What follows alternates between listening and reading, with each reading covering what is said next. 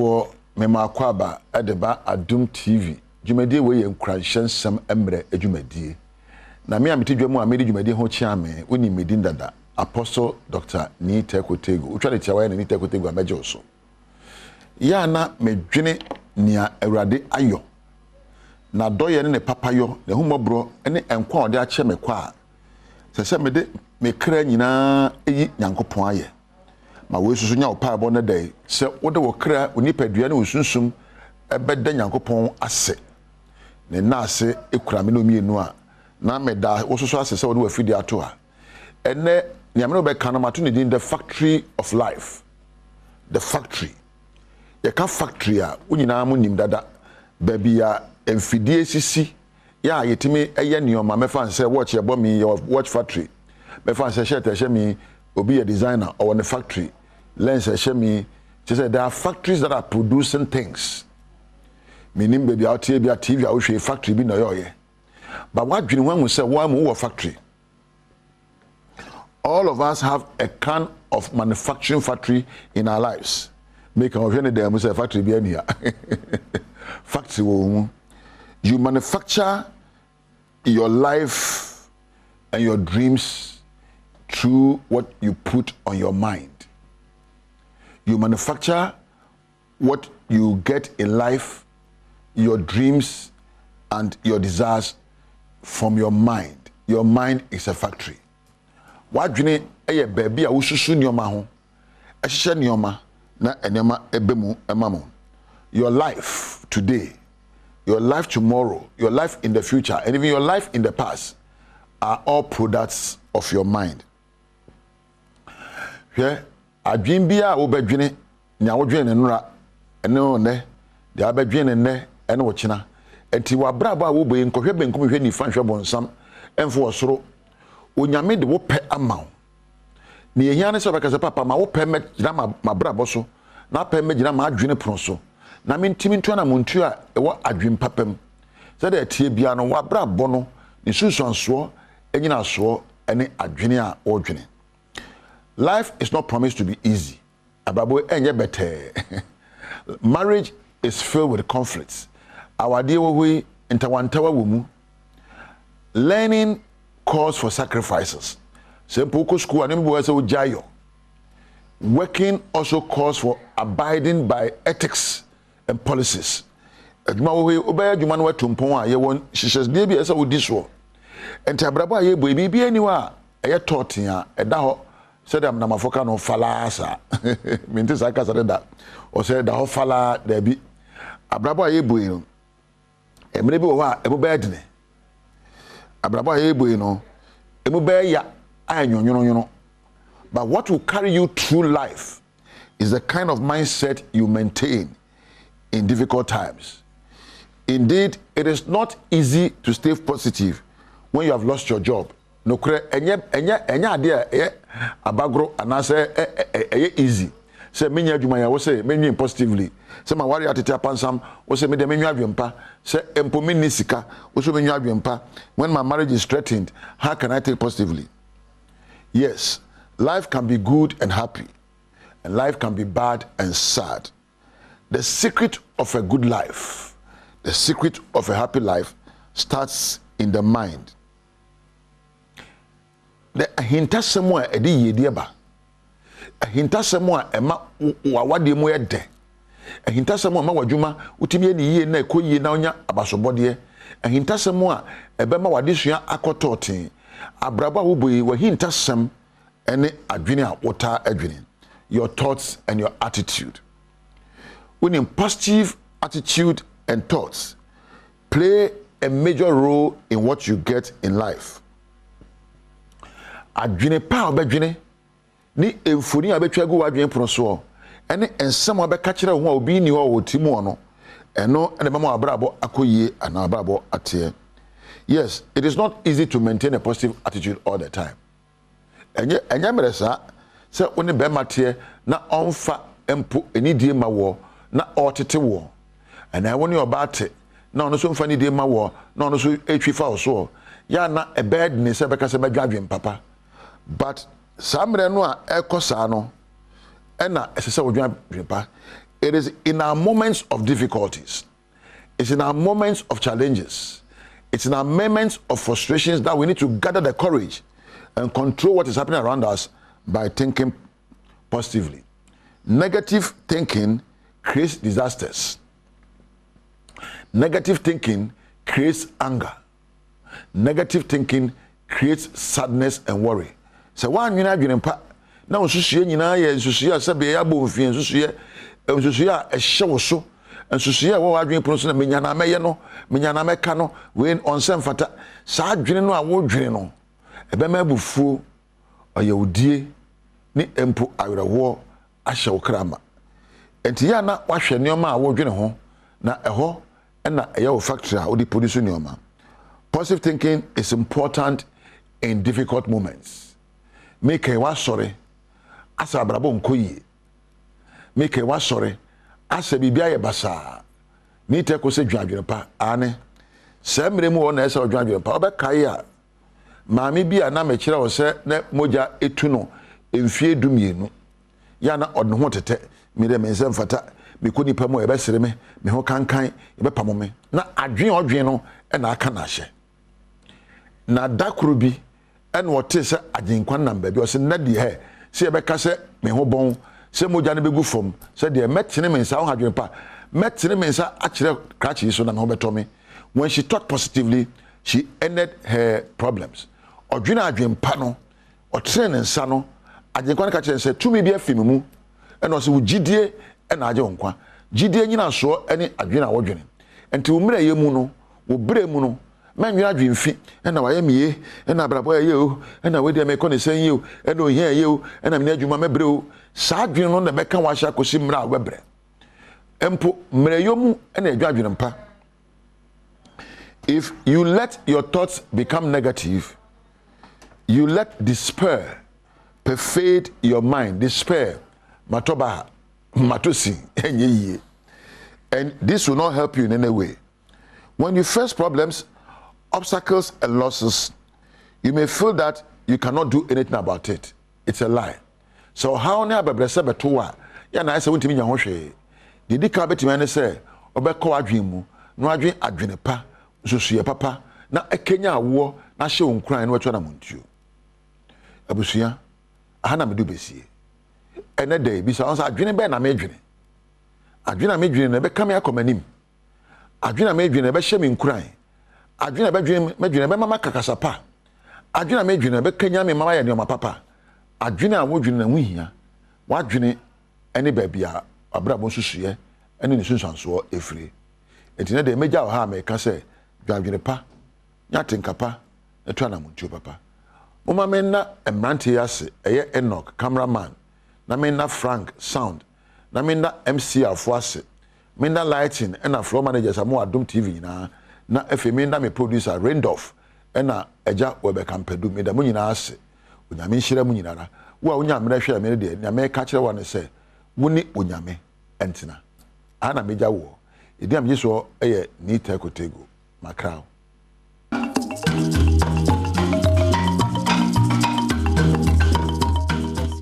Cry every no dear Druso no a yen cassia boss and say yes, you won't cry every in some would ya bob no be so said that ya what day bedroom so cassia and some little bit be and say Sanerugu a ya agenda 111 and penufosino hineba quackasa say said ye as you could such a dear the hard dream pass and so and I want more war a homiji more day when Sikako to baby a pensioner bondholders forum no over the crata and I say and some to Ghana by no enim. Na inflation niema ya na yeto ne bo ene se dia setena mutie no aba form ya Ghana Statistical Services wo mu adi emunchemu aba we ni nsem ahodo bi na mde so mo se bedwam so kase kai se DSTV channel 280 Go TV channel 119 wo hia me ya fra me anoche wa ba ajwa se wa finchemu no be de to so amount Agenda 111 eye Ghana ban wani so ade hunu so behwe sia ya sabia wo mia ya ahodo bi sebe ya na wada ya de kasie ya bebo ye COVID-19 bi obi nkase bi nsi de nanso se bibisa yi ne ti ya Ghana ye ho ebe ha ye na ya sabia ho nsem no gina brane ewo oman yi emu na no ena pani ye no wosa ne rugu mpatam ho no mo he no ho na Alasan Mahmudu oni Adom kasie ama ne bofo akwa pro no wo kyerɛ sɛ de adwuma no ekonya na ha dwen pa nto srempanimfo se omo ani nkwanwo no wonsi enwie ne ntem no nte wonsam firi ho se be ya ebetumi asomo manfo. But the time has just passed. The time that they give us, they did when they are just come to lay the foundation, they said they are using 1 year to finish everything. But so far, as the way everybody can see it, not me alone, and not the paramount chief alone. Everybody can assess it and see whether what they said, they can just compromise it, or it will more than that the year they expected, more than how they are talking that it will do. It's almost 2 years. Yes, it's almost 2 years. Kwabena yeboa eye adwuma ewo baabi a wo sisa ayaresa bia yi. Wo gina contractors and supervisors a wo si dan ya namu. E kire de enti a besi ne ya no. Wontumi ensi ayaresa bia no enwie nanso ne nyina mu no wo hyebo se. Ento ase opanima abosome ewa afimpinu ane aduonu miensa emra wiye no. Na wonom ese awie. Asase nso ne ha adwen kakra. Enti na antimi ama adwuma no ankoso se de mpese nka mo hunu no. Bese se na nso na tene de adwuma kuso a eco smooth ebe fefefe amobi ehu se de pendi kankan ye no enkopim December ne de e bia toto ye materials wo ho de hia ne se ebetimi akoso a ebe ye adwuma bet enkopim December ne de e bia ye fine mo bia o kire bia menstro se adwuma no aka ho yenhwe wonom a wakwa homegie mu no wadu sika hodo toto bond wonom ekuo pensioner eye bond holders forum no womo eguso a woye yekire woye nanu na kamea sai wante hwe mfiri aban no wonti wode de etoso biensa asoso na womo ye yekire ni mu no eno panyina wono eno wakasa ema seko no Dr. Edu anane yentwi wode ensemoto Ghana aban woni wose ne principal na yekire sa sika no womo de kwato ho no wankasa no no aban ntua ntisenka ensihu no a wo panimpo ena ema ya nka wose principal na ankasa de wonsa to be kana aban fa ma wono nti wo ma aban no ate se sika no de to ho no mo no bosumi bi e ba be ka ho bia no obesese hu nsi ho na Ghana aban etua ya aban yi meka se ne aban eyenti wa nhwa ne yi a da achi bia no se wotua principal no ma yen wie a na yenhu enadodo a eka mu a ye betwero ababan se na o si coupons no e fe say bonds average interest 18.5 a sa sika na o ma eda wo nchen a be 80 days no sese ho interest na fatua o ma odi wo musika untimi mfa nkofo sika free enwachi opanyini baako a waka pension fo yi ho eye Commodore Samuel Redu anim ya wako na homigie mu no kire se afempinu ndi nwotwe mu ene wako na homigie mu ewo asra adwuma ekuo ni ma wo ye adwuma emfie aduasa enwotwe se beye na ne sika obehu se eda ba bi ye nti no de koma aban de aban eye ne idie kamea ye se ne maame ene ne ma wo mo de wani ato ne so no aban eye ama na di wo mu ehwemo. There were other options. Go and buy a taxi and run, or go and get a kiosk and sit inside. But the safest and what I thought I was advised without any aches was the government bonds. I didn't want too much, just a little, to first and foremost look after my health and those who rely on me. Ghana Statistical Service mumpedinfo yenhwehwe mu dia betu dwa se ene inflation ene mabo se de ya si hurihuri no faswa ya ne daso ne ka hondo ya ne wo ho no sese ya de se yewura afi mu no eso ate na wo kyemu a ene April bosumi ni mu no na ejina 45% na so ha mu nkyemu aduanan num sabra ya kasa de eso ate abegyina ha mu nkyemu aduanan baako akiri pomienu wo kyemu a we no nuane so bo na afa niam anya nuane de krefri obi man so ba ene de ye ne ye mai mu a no wahwe hu ne se niam atumi akofoma Ghana fo dodo na enche wonkom behind wo no. Today's release of April 2023 Consumer Price Index and rate of inflation with the following highlights. In the month of April 2023, rate of inflation stood at 41.2% on a year-on-year basis. This 41.2% that was recorded for the month of April 2023 signifies a 3.8 percentage drop relative to the rate that was recorded for the month of March 2023, which stood at 45.0%. From a food and non-food perspective, we recorded a 13.3 percentage point difference, with food inflation for the month of April 2023 48.7% and non-food inflation for the month of April 2023 35.4%. We have seen a much sharper drop from a non-food perspective, as non-food dropped by 5.2 percentage points between the rate that was recorded in March 2023 relative to the rate that is recorded for the month of March 2023 40.6% and April 2023 35.4%. From a food perspective, we saw a relatively smaller drop between the month of March 2023 and April 2023, with a drop of about 2.1 percentage points. In the month of March 2023, food inflation stood at 50.8% and April 2023 48.7%.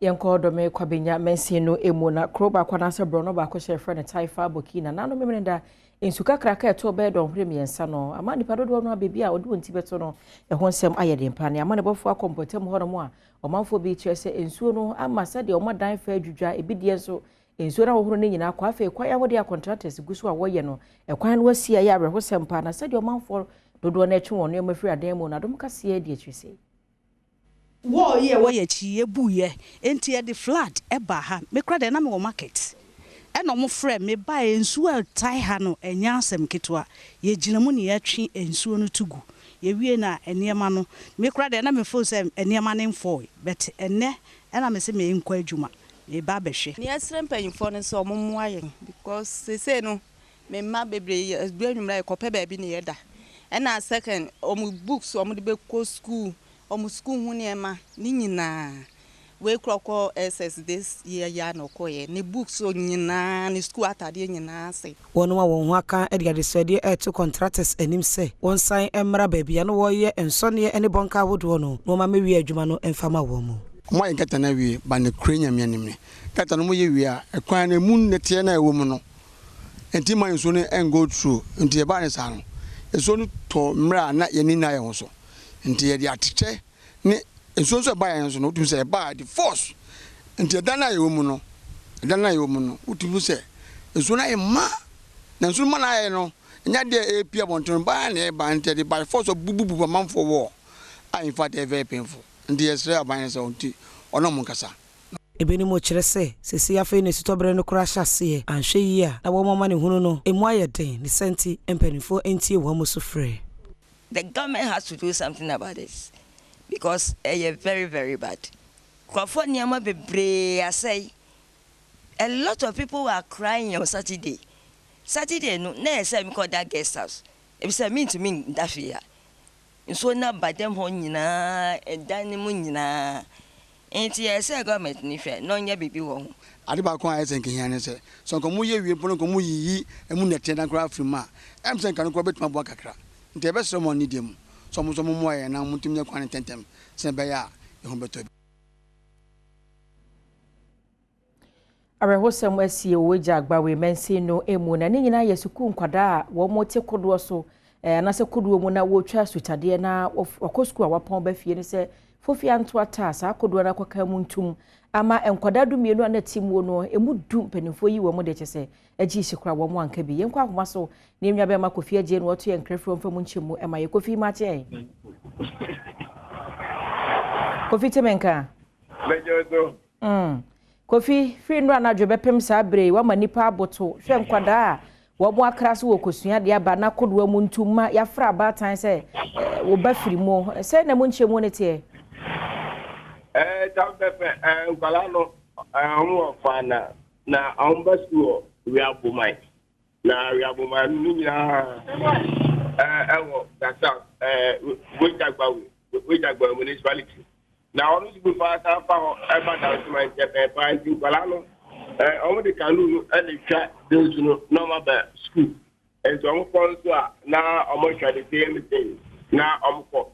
Na eno gwana post kwa omokono na ba kwa no ba ko awo no nya be 17 years ono ana na etikanu na se ode tabo no eburu su no den gbara no omu nya etwa enti obi hu je ko ba ye ana kanu no eda na ya ebuti agbara no mina no omu nya ko ngan so na ena mo se na nkwara no omu mpie no susu a na efi be enfie nwatwe enkono edu no enya de omu tumi edwale nsuo no enti panina no wo ma wanya 17 years na ebetumi aka se wo twi kanu no onu mom ana me no ka se otumi survive ya omo ma ka ne de kran na omu nyina atwa na nanom ewo instead wa me no ka se no ambulance service by omu sitan kwala ni nyina body ni nyina de wa ko piem ewo police hospital mortuary me no ka se police report se ebono nsunya ana mu hia busuafo na awofo ni nyina na omu do ma call police hospital na wa tinya pa identify kwala ni body na obi ehu ne ba na pe ya kan o ma to aso but ba ko la no busu a omu hwe ba ko tete ba ko de be pu ni ye ehu no a no ka ya no pe yini an mo panin ko mu so mo jali asa ebu so ni mo mo se ba to na aka no o be tinya hu na jaba na enra me hwe video bi ade ebetutu ye page ni so anajo no me hu se na nkwada ni bi asa obi aba watam ne de yabɔ ne kɔ ho nti ofa bɔ ne kɔ ho ni nyina no mpanimfo asa age no ma mprema ba tan bi amfa ne ba nkofi dabi che wa wu dinya de amfune ema omode ne oba tan de ade ne ba ekoye nti me no ba kasa de oba fi mo fa na de jajo ani sun ni awro nko ana esi wa no pai kofi yada sepa na yakopon fa wonom kransie ye free no na dwobe pon no pai no se de nipa si aboto no ha adwen san se oba tan ana se ebema oba kwadan fie ngwotwe akada wokosua de aba na mu na aba kofa na se ha adwen ye bekoso na ye di nsem no achi de beba bia no ebefa so ne de asom ya hwefo a wonom ehwe adom kase na ye mfiro ne nkonsem foforo emu a enyumaku ahodo ne mpanimfo a wonom edi ntintiman ewo ensuo ene na honidie ho nsem na afei oman Ghana nkase ya honidie ho ensem meche water sanitation and hygiene sector no womo de adehwede ato Ghana ban no anim se wosrada sebe ya mensin assemblies ahodo betuma ye adwuma na honidie ho nsem bekoso wo mayi munti aban ne hwe no ntinani ema ebo mo na sika sefataro wonfa ema wo World Vision for ena wo maboabo asampanimfo ya no a enkyerkyere soronko ye sefata wa yama wo If you want to say metropolitan, municipal, and district assemblies, no, or asudi kesiye pa asudia emremuno yadiama won say one share na one yan to ye ema nipa Ghana hanyina enyan supa no na wontina ahunidie mu no e wo say etumi ene odi nsawoso na ye hwe won hawa wo fam ye hwe opportunities awowo ye hwe kwan ebefa so ebeboa won ama won so watumi aboa ama won kofo nyina etumi yan supa no na watena ahunidie mu Kojomensa Abrampa ene Director General Eda National Development Planning Commission ano no chiremu a e wo sa ban edi sikapi ehye mensiri mpanimfo adwuma wa mu eyenim sika ne niema o de be adwuma ye sika mpanko nyindie ele machines ni ade ade adwuma nkanka ekura kese ni se be waste ye kan ho asem nya de ketwa emudu eso ena se be nya hwi barrel ena wo de be sesa nya niema ye di yakade ya mbutum de aye and ye gidi say for munim die na adwuma mo hyehye ne ade so munya kade a ombetumi aye pa local government service anemusifo ebebia wo mo kire se eda wakoma so se mensiri mpanimfo wo ne wo mbaye adwuma no waye ne yie esanse wo mo ena mantem no mensina wodo ehye wo mo nsa panimpa wo da local government service ano eyana na atho ata ne nkyiremu sei en wode emaye access to water, access to sanitation, and more so leaving no one behind. You assembly na assembly bia or the man you appear was under say the Ghana be year. What shall so assemblies? But every department is local. Yes, the leadership must be seen. People must be committed.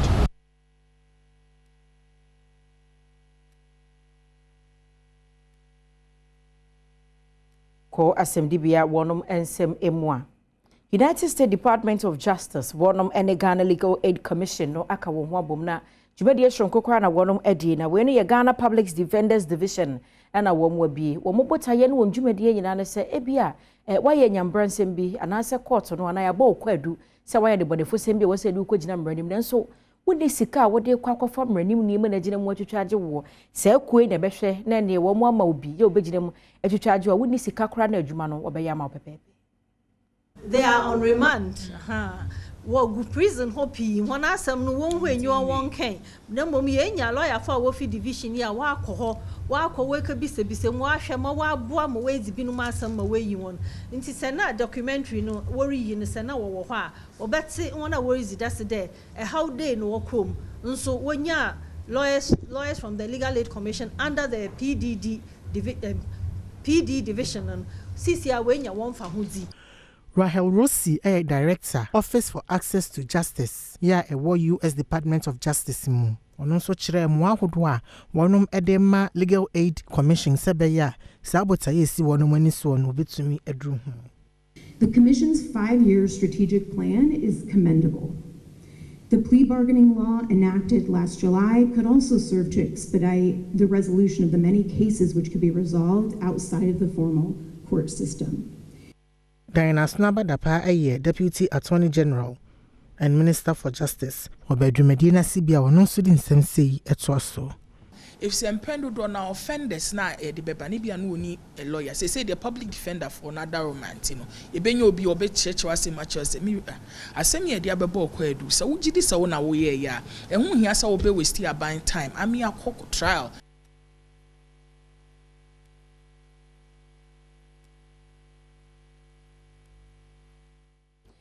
Eso na ye jina na ye kase de so mo no pe de nyina esi ye da se se o kan ho obedwam so ye be stress wo de be che se koba se ya botu se ya na ya ye oba tan na kwasinsia so ye be matan ye die se ye hu niema bi eti se ya na aka ye kakra se oba be ko tena kodo so se wo kwa kosua de na nwumre no nsia ye be fere o na se oba na mu e na wo kofa oba tan bi kura de be sisa abre wo mu hu ne ba ayam hihye ben ene chenwe kan ho bi na me aboto na penance ne nyina mo for God and country ye be so monti de aduru so no ye be hwe na ye online portal nsema hodo eguso no ye di mon komo san so de obon krata hodo aba no kwasinsia ye krado kuta no no so waboto se de mabutu ya se de obebie pren rebusa sa ajoa kofi aje story no de ba wunni mu hwe na nimu na mu se kakra pem no kwasi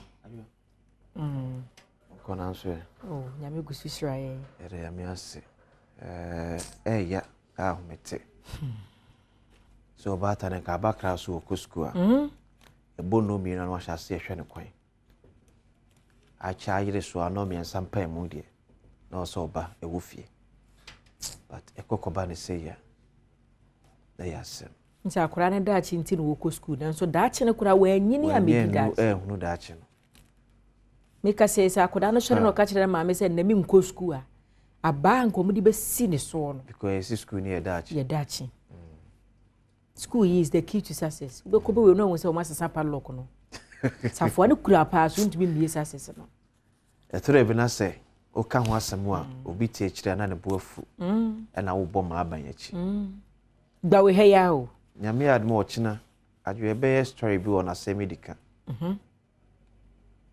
be chiro school dan ya nkwada etimusua de you weep. Ochina na semidika. Ebe show sa schools natural.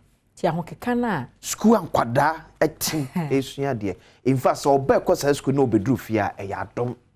Ko betime dwira gu. E grace a ebro grace nyina so. But your MC, your education minister. Ti sa nkrofo na ahokeka na omudi si omo afia omo demu no. Nti omunya sa ahokeka ni bi no mu di school adwa ye challenge e wo mamu have always say enyem penifo na echitafo no amba be di watem and penifo na nya challenge to us as a nation MPP ni ndi se echitafo because ono the fact say MPP wo power no so ka set MPP abanya ono be wu ono be kwasi o mo bontre ne bia because ne ekos ne bia at that particular time ne busue ni bi nka ho etu kana ko ka MPP o kana ko ka NDC wa ka de ni kwasa o ka but bia me ka say boy an MPP na power so ye MPP ni a ade bia ye wrong wo mem no today is the day to talk about it for correction. MPP free power, not the next party bar. O can't all feel. A two better why you ding. and then Canada wa na bonani yesenye dum so e wa na ye de shade abre yesenye dum so ni atena ho na atwam ne ko na the next government aba na aba ye west na afa wu complain but na ka party wo pa na betimi aka me akorati o and na party wo pa na betimi akọ energy minister office akobisa na no de obi de na ye dum so obi de enye dum ba se party no aba ne sesa office won timi nwura ho ye ma ne ba bi aba bedu no wo ye MPP ni a NDC for ya enye wasem wo ye NDC ni a MPP for ya enye wasem ye ma ni mo chese ye tu enso man ne ba ko yes it's NDC ni tu also tenten waso me twan ya me ma ban ba power se me ba na betimi aka me de a na no brada omudum mekania brada omudum ne be no nsia efri Santa Maria e de kwa sotuom last stop ho e de kwa kofa sofa kofa pokuase ni area ho firi adwumre no nsia omudum no me de mpo de ba be 2:10 am afoforo de asade no anopo mo ba adwuma nyina na yensoy nobody said a word to us si ebedum kania ntutu atade si ebedum kania ntiboa wo ho obi kura de ma besi enye obia issue obia so mfa ho so beka bibia kire Ghana fo at least yedim se dum so wo ho mporo ne ma ye sede etu wo fi wani anu ahunu so okay brother meda sumuti metumenta de wo like nothing is working the way penfo eto abade mo emu yen because omo generators omo plants emu yen because on share light bill on share water bill on to fuel enyo na to fuel okoni ebu ama nti se ni efie na otim so ya ban fie edumu a ono plant o ye dey suma na bi obi a wabo bresi fie won kran na ye minister all of a sudden why homeless or say ban pe fie man ye obi a wabo bresi fie won kran yo Akufo the pound so ye minister all of a sudden why homeless ye bi oni dan ye pedan man me wa president na mu no ti ono ani fie ye pedan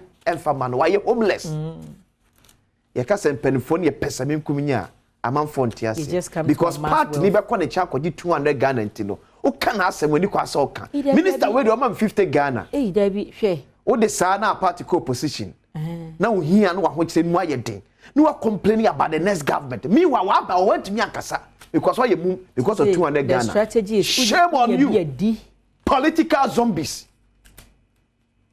shame on you Nagba we so your NPP nia enne na betimi correct the wrongs speak senya kan wasem ne enne na party free power o ka obi anfiu etum kan ye obi aka hwefa nchire obi e yicg MD ba okojeje kan ya ka dia no na radio station yes ano amanfo twa won kan ya eka ye to prepared o dum ye kan ya o mu ni pa to ka hweche because energy minister nso timi nya no he on ka hwefa nchire no because no mu so nya he on ka de now what are they doing and ye te ho ofa ho bay and ye te ho sa o kwa jo kan ya kan dem TV station to TV station radio to radio now what they ahokeka mpo a mo de frey about a month ago a yedi mochi a yes a reportage ne mpo no nka at least monte won kire ye say momwa mo ho ne be bibisi ere maka cha mnyam na mo aye unfortunate for us enya president a ba bi eduna so onwe o man ho biem reshuffle hia no enya reshuffle kwa on care biem president Kufuado on care biem ebegu emu ni ebeko bie nko enano mampenda da Kufuo mu call UK oti asmo tumfo kafano he was a listening president. In fact minister bi and Kufuo time ka chem say president Kufuo ti se president Kufuo e frew sebra castle enye president Kufuo na issue but o se no di kan bi say kodwompie ni mo ho ana the former chief of staff that one person yeah. And no kwatu niam ntutu ye nyina okwa so hye ne ye but unfortunately for president Kufuo da kofa chief of staff amaya o ka hwe a want to go hwe ba bia oba bre wa emre say tam I'm from also para wasam na making una chief of staff for Ghana bisansa adwuma okodwompie nim ye na ma MPP nyan mo nyam bi na oyen bisawo bi na oyen wonyina mo ayemre ma bre adwuma ne so ayemre say tam senimdia no so na asio sadio mo ayemre mo da fom say tim and the minister be at nya kodo kan ope hey and the president Kufuo try it and see obi aka de ope try it and see it happens But from most operate time, I'm you more about this year. Obi afọ nya hwe. We are this year we do mo. Tie bedu mu kan ya yanka hwe nkyerɛw. So mo nasum ni mu bi. I'm telling you, so they have plans, or more generators. Omo nasum ni mu bi. Me so all of a sudden aban ministers nyina ba be homeless. Ne ye nya aban fi amane assignment discuss on fan current. Everybody jame. Ye wi ani yesu si. Obi ye MP. MP ne nya show. It is not as if say ya bo ato say bosu afu ekwawe ya adwo be ye MP. Ena nya bibie. Wona bibie so ya be chew say ya be chew. Na nipa ne company no onya wi a o se me rent. Ti aban twa rent. Bosu bibia so na ya tam. 400,000. 800,000. Near the amount MP so fan current. No so no high anka. Ka cost 150. Na MP wo fie won kan yo. MP ni wo fie won kan yo. But wa charge rent e fra ban wo. Na nko anya dai. You are selfish. Me say enyamoa. Because ye na to ban sebi yanwe. Ye na to ban no. No kure wo no. Auto data 2 gig. Because no kwepe won pa ye sa adwo say sebi ya gipa. E ko fo pan bebre won ko di kwaso wo no. You are selfish. We are greedy, dodo. Ghanaian politicians, you are too greedy. Are you telling us, ministers, say etimuni fear one crime? You to say bangalo na kwatira. Because abaya for you obechi akenti. Hey, sa na mbra ne ka. Se maka the constitution wo mo ye no. Oh, we nim say be for mo huntie favor bi no. Eche bi no. But kwesi yen kan chomo. Se yesre, se dum so aba anaba. Sani kwa ndo mko yisi jipe no ono atente wotwe antu say tem. Ne pa party democracy empowerment no. This also oya ye din. Oya ye din. The energy minister at that time. What is the challenge? Among for the sumo. What is the issue? Dr. Matthew Opoku Prempe. What is the issue? Talk to Ghanaians. That is why you are there. And the funny thing is, communicate. They'll tell you when we are ready, we will let you know. Communicate. Yeah. I'm for Ghana for any of you. Who are you? I'm a Canadian engineer. Who are my like? Who are you? Kete. Let me make us say, but I'm good for the man. Do who you are dear because the kind of person we knew in opposition. And that's swap. Ghana for me. I think I say MPP for color will be in the south. You just go for doing it. Okay, I said sometime back, Mampenyina that can say me say you have never been in government in 24. Okay, na Krofobi Chenadri because the man we saw in opposition. I'm to my panic na I was yadine cost so say but na Komiano so am said there are forces be around the chain. Ya do see say Janoswa na a possessor. Na if you want man who be because and some more catch the year na the point or part or say young swan in red. Says also her ya failing so obi na ba ye beso ahwe bi wo ye ready akọ unnimu akọ ye so obi ahwe bi wa say so ko se president for we say so betena akonya ne so a na bibia asesa eh ekufo dem so ready fear mam ya be kwa daily graphic in so nie ye kana me say bona ba so nso why na why ade ne bibia no ye bibia so to nche why ade kwa ne vaccine institute board no wapa okay and now more office on my adwuma no so no fe enu akopa hontuma okay ye de ye ntan aban and ye ntan ankranko ekoyi beka ti we de why ade at least Ghana ba be yanka say vaccine say atrenchem kese tu wiase nyina covid ba ye na afi akwa gina AstraZeneca, Oxford, Sputnik, and Johnson J&J ni na keka mama so no Ghana so ba be de. And this is a step in the right direction at least. Yes, we are saying yare empire hoda. Yes. Me doctor we the can say to say doctor be no to yare ase. Because e hodo mu didi. To mo sensene no. Eti yare de e de nia ye ne yare ne wo ho. Ye ne yare so no ho de ye duro. Kwada mpa ne no. Yes. Ya esre furu bi ma so. E ho hia say ti we ya President Kufa na ban e yade pa. Oh yes. Man pani wa yade. The boy nsem ma. Kosofo ni edi akire ye make sure say e wie pay yo e de amaye. At least I'm even wishing say before we free power no ni asha say ehunu ehun popue e kakra te say bi and as say no apau e board on tuma e dan momu tum so ayesin so dia bom so no ampani apau no so tuma so masha say e be ye omadwuma ne sam 14 institutions fined 1.3 million Ghana for non-compliance with RTI law.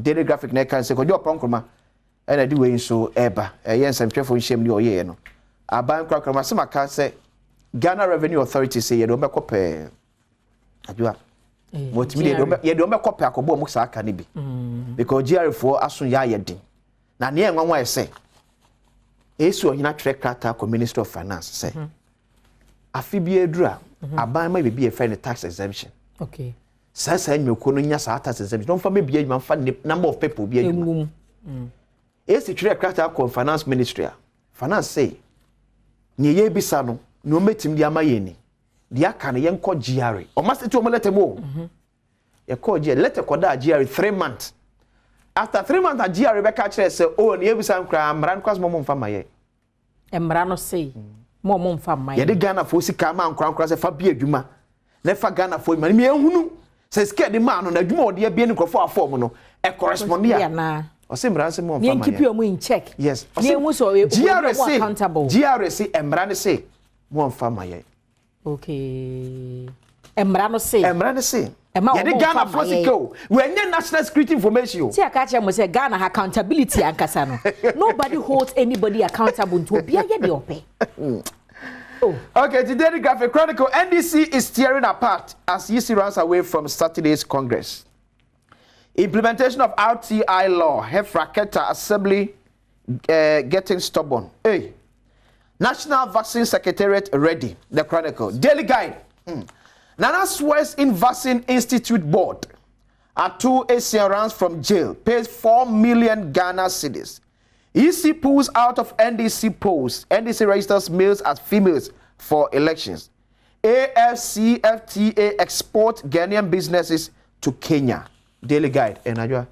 Your online portal no so kwa adomonline.com I see Spain ya double ya hakoye interview okoka so 24 years Ghana fortune bozo who started in 2005 for kwara na 15 years ke free 2005 to 2015 year 10 years can 25 and for your coach.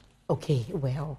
Enti we so dobe kwa benya mrahye bedwane adwasafo no so den sema wa na afei kodwobo nso se Dr. Dufo said odi akodan court no akwaje esona beto abato no so hwese nkom betwa kwa animo no water adachi politics was EC pulls out of NDC primaries until ...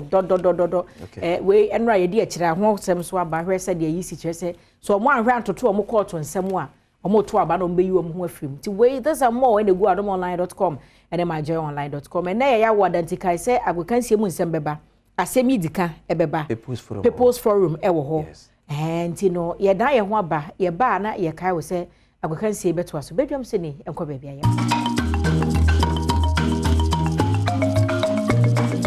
right abuzia yesa mo akwa ba bi medeba bedwam so mra so agokansie na ye de etwa wo yes ya konkon je bamba na ye oneexpert.com am de yes ya konkon sa na de ba wo be bet oneexpert.com enra na ye Italy form you but wo hwe na interform a in the last 5 games on AC Milan e bo asa na ye kokoye league ni mu do dey AC Milan na ade a na de se be ko Inter hot na de Vema gum na de last guso so ho na ko ni mi ade ye tenyeja ho enne me patcho matches be koso fa ho gym oneexpert.com akache omonom us no so anfa matches be ba ko mienu bi pe we de kakra bi to so na Erizi na Eric Wanim yes and on oneexpert.com wadan say metima de de ma panya football pe other sporting disciplines boxing horse racing dog racing dog biting dog jumping the bia bi ho a omo e de omo si diwom nyesa omo e be diw na womo hyehyɛ womo platform ne so now Sedimo gel and roll on pain ni be kwa Sedimo gel and roll on patro pain bia Sedimo gel and roll on and of course GFAS mixture mo gira na so ba mu e mo gira na so say obey me mo GFAS mixture na kwa dey say konkon sa na ye den sem no ade bro you better say the FNRA the UEFA Champions League second semi-final game Barcelona Italy Derby della Madonnina and San Siro and I say Giuseppe Meazza na match no Barcelona na we na Interland for atum na kakraka ba ko asi final ni mu a mo hwesa second leg na mo di be count na ma qualify for the final and AC Milan 0 Inter Milan 2 ya mo bra mo hwade right and on there copy mo Giuseppe Meazza ye hwade be course next week na Madrid and City game no ho sanso na Inter Milan AC Milan Tuesday and Wednesday and on Sunday on some CTN matches are hold over course Europa League semi-final and so Barca Juventus ne Sevilla and the Premier so na AS Roma ne Leverkusen at the Abom way the Europa League semi-final akupimo or the Conference League semi-final games of Barca Fiorentina and FC Basel and ebo na finish no West Ham United and AZ Alkmaar Edi aboni ti chanesa FMA de bepie mu o sa games mu nyina no ye de bebro na mum udidia na oneexpert.com akache na udisika no edi agu botomo na eno eda enchen yemra fie me hede ekoso fie oneexpert.com adama and de samna de bro ye kopie mu wo baba ko friend Alex Asante o experience man pa kopie mu GFA one efi go snya ntachi breast o be pie mu racket o kako breast wono na hwese be free players let us be corner ade ade say national team department wono na wo lead you know then some to great chile mu say national teams ding na wono na efani mu ansa na akwaja ne ho what you say enti ye ne woden some to you say send a new coach Boni awaba coach the Black Queens of Ghana no bodwuma no onim de enti ayekosa mu nchire mu ni normally no na it depends on the coach of the day ne concept and any attitude or the best adwuma na si because sebi enye ne be channel dia onye nti dia ono the beba on the table say I want this done I want this done that is what we also follow and make sure say it is done for her so who say bia bibi koso say ya na bia enye bia ono dia toto akwam pese efe no nhwe na yenye ma no okay efe no so that's why it's going so sebi say una obaye and I did the same issue by seeing your mawa. So when the results comes, you time and the results no. Achieving to know, we are doing our best to assist her to be able to bring the Black Queens back to where they were. So how difficult is it? Or compare more DNA from your department dealing with the man, dealing with the member? Difference in your Oh. There's no much difference because basically the same Ejuma and with all the national teams. You know, there's no really much difference between a man and Mema. Debbie, it's about the same. Yeah. Okay. Right, I know some more Alex Asante area to Ghana was not to us watch him or the Brina can say the Ghana Football Association corruption the Mofanaqua. Watch him. Abontine efe ne ye corrupt efe no enye open wo mu nya account wo mu eyesika D4 ene ade wonam abonten na wo tisa discussions ni bia aya how and now wo try say wo be defend the efe no oh say me tise obi can I don't go to defend because obi an menkasai didn't go defend it because obi an menkasai but me am one minim say there's nothing like corruption. Yeah. Because as we speak now, there are auditors from FIFA, auditors. Almost started Juma, DTF, you know, almost started you know, almost we have a local auditors, almost one beba. You know, what say every year, we have 2-3 times been audited. You know, so we do anka FIFA say you audit na say uni good standing next to first bia kwa no on but for the past 3 years you nya instances bia kasi bia you say can block because of your audit in no good standing you know I think say well it be a perception there but we think that from time to time it will be raised yeah. Right, Alex Asante head the national teams department, our Ghana Football Association head of protocol, and nowadays Sansem here to Drabra Ba, the ultimate sports show, so our Asempa FM, so the biggest sports show in Ghana. Which means yes, could be my show in the kitchen and Kobono. Sadimo Gel and roll on the Estia Concono Pena, and then some idea, Ebra, Wayan Twaso, Wamatema Kumasi, Asante Kotoko, Wamwakachi, na fi league no jebed in Paye, Sanse, ne 4 fee for Sania, the idea, Befa Nasemfa, and running crab and a betche. But Adeba Qua. And then I ponsa we CEO at the Mabokundi to Ghana say the Habubukuna fee no injuries and I face no referees and yet team no nya deal referees in what and I face no pra at yes team no yepa. There's been a lot of challenges.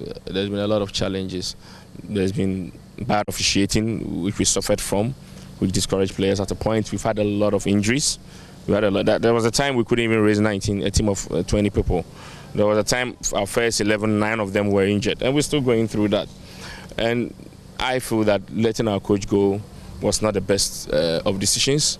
We didn't want to take that decision, but sometimes you need to listen to the cry of the supporters, and we didn't want a certain incident that had happened at our rival club, House of Folk, to repeat at Kotoko, because it had happened at Kotoko before we came in, and we needed to avoid a whole lot.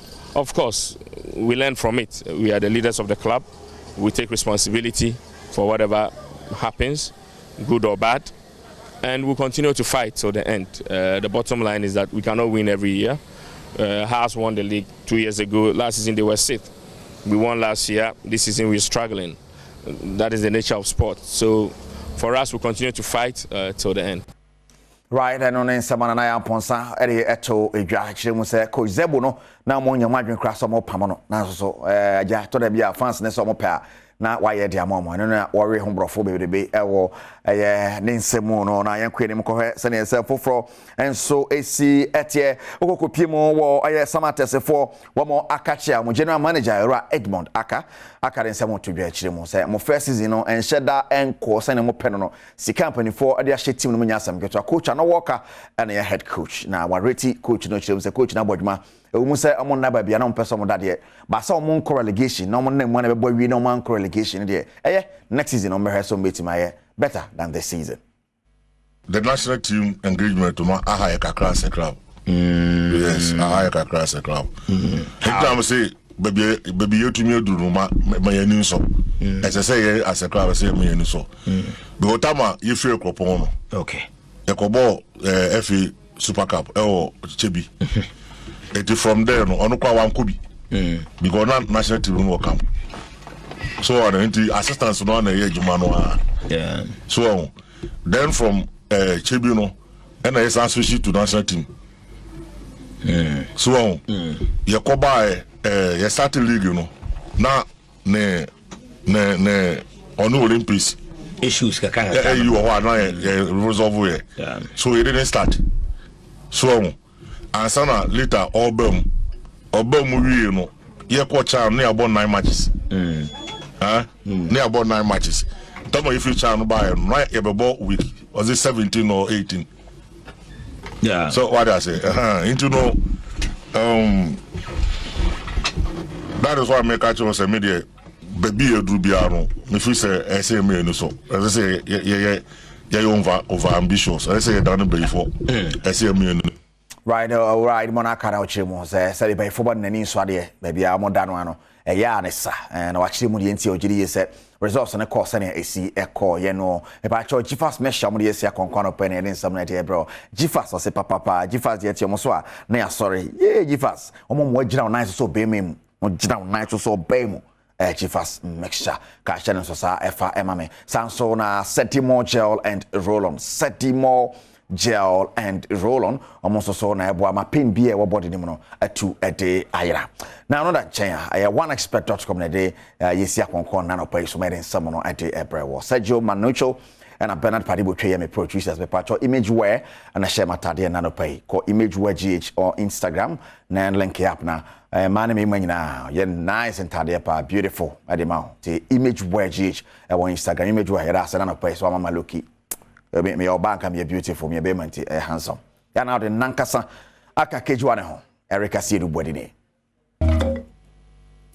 Badwam su eni yeda se uguswa ehwe sanse ya na channel ne doso so waje bresa Adom TV na behwe ye ni sopa yeda wase braso se edi nkomo ne yebedi nkomo de na mekai wo se DBS Industries Limited kwa me mu abrane DBS for se wodan no wasi edrisa oboswe no moni nkita ho na wonfa na de papa mekuri dan no so manfa nchanse papa bi mutu suma wo a chanse an re na nchanse an empo DBS ho nko a ena wo benya bi na mekai won so se St Andrew SHS aba ama ba ta nyina se wo ba natural BC so hwe no wi a fa ne kɔ na won twɔ swasi no e wo ho na won tworo entwa na wo ba ne da che enye fe Richo kosi ade achi anopɛ fa bi gu nso hiem ne twitwa no twitwa we nkwada nom empanimfo nom ade achi se na amnim bɛda hɔ no anya hode e de aye adwuma ba ta age se ɔno ma ne nyina no manom Richo ko Franco Trading Enterprise aye phones laptops accessories printers Franco TV air conditioners and then boy den Franco what the no e da form crant e no mu nkita ho download the Franco app na to phone so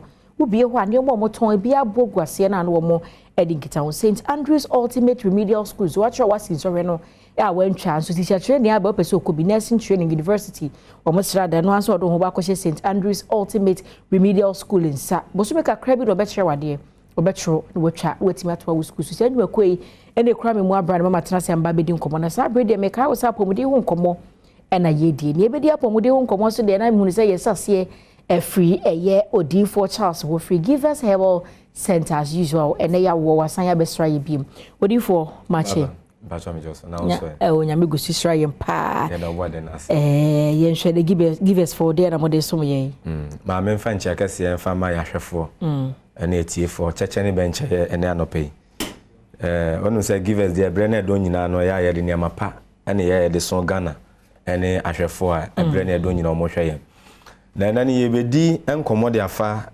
how ba ko enam so ma ede mre oyo ewo emememu ede ba cause o hwe tresem no kra na o say aware be heaven ketwa ewo asase so and is a be heaven ketwa asase so dia ense say ukofo ha ne amane bia de ba na onum say aware mo ni gie nso aware echi enigye eye awo say ebiamba ekuma afre na nkontanfo ofre na aso no so ofre na wo ba na kura kwan ya obetwa ne adura wo be yansa wonya bi no eno ne ye pese brand do ye pese ebesi enti midin chakase de fie ye give us a center ye nkofa ba ne na no for ye orani monyam for Solomon Kwabi eni ora kofika kare nchen e de mahwefo nyina na ne enti give us a brebi ye pese samu koto ye nru na mo mfre ye enie won say ye wadura ye fe no ye orthodox edru na answer na obe friend yedi kan bisa so yare ye friend BP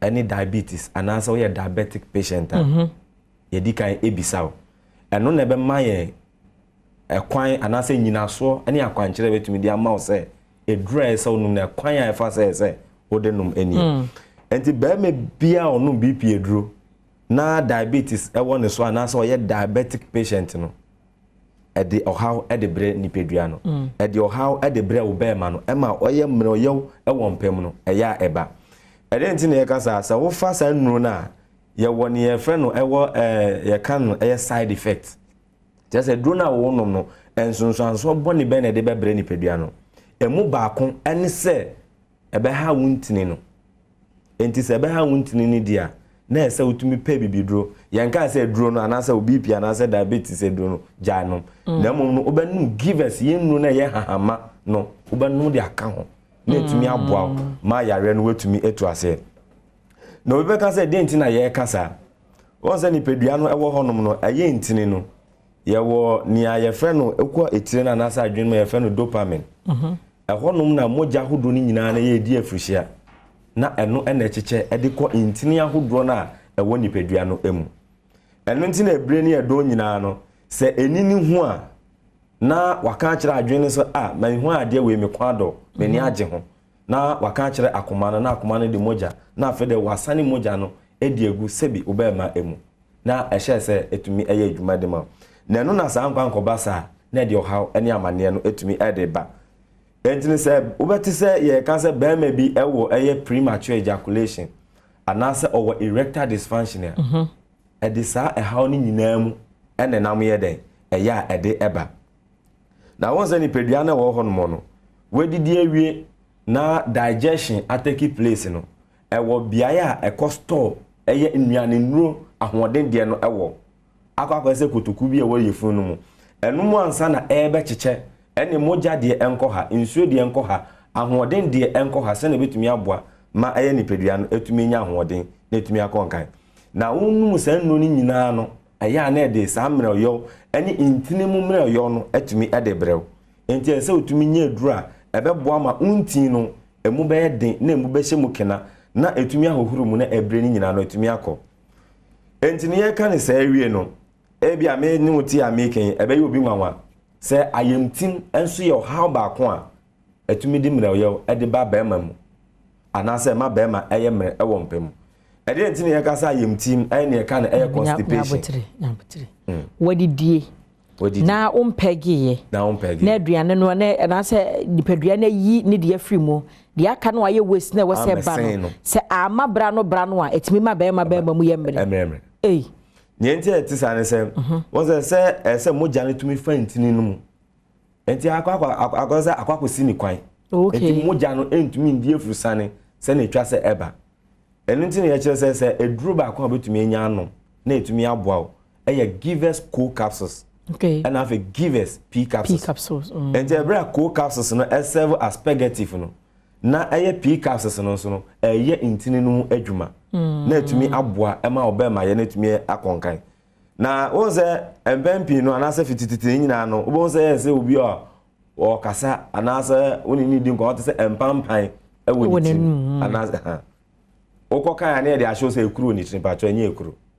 Eya yemti ya ni aka na halitosis no mbacho anya ekuru bia na obi anya ekuru na woni paniti anya ekuru eya yemtim ene ye deba won say ba akwa eno na friend by product no embassy no abobel ewo nipadue no mu enti sa ade enso tina fa ankoche a enka na eyi enti eyi nka no se ukasa ese eba enti eba no na esunsunso aso bi no enti no sa hu sansunso ni nyina na ese otumi pedro na opege ho na uhuru nipadua no mu na nipadua no mu da ho se na betumi aboa ma human system na nkasa no ebetumi aye adwuma ye functioning no ebetumi akonkan enti unya givers P capsules and have givers co capsules na eno na ebetumi aboa na eno na ene Ghana for womo se womo kiremu a womo ntumi nkogina herbal shops pharmaceutical shops licensed chemical shops and have the baby eton aduro bi enti no womo twanitia okope ase ma me givers pico givers pico na say ma me givers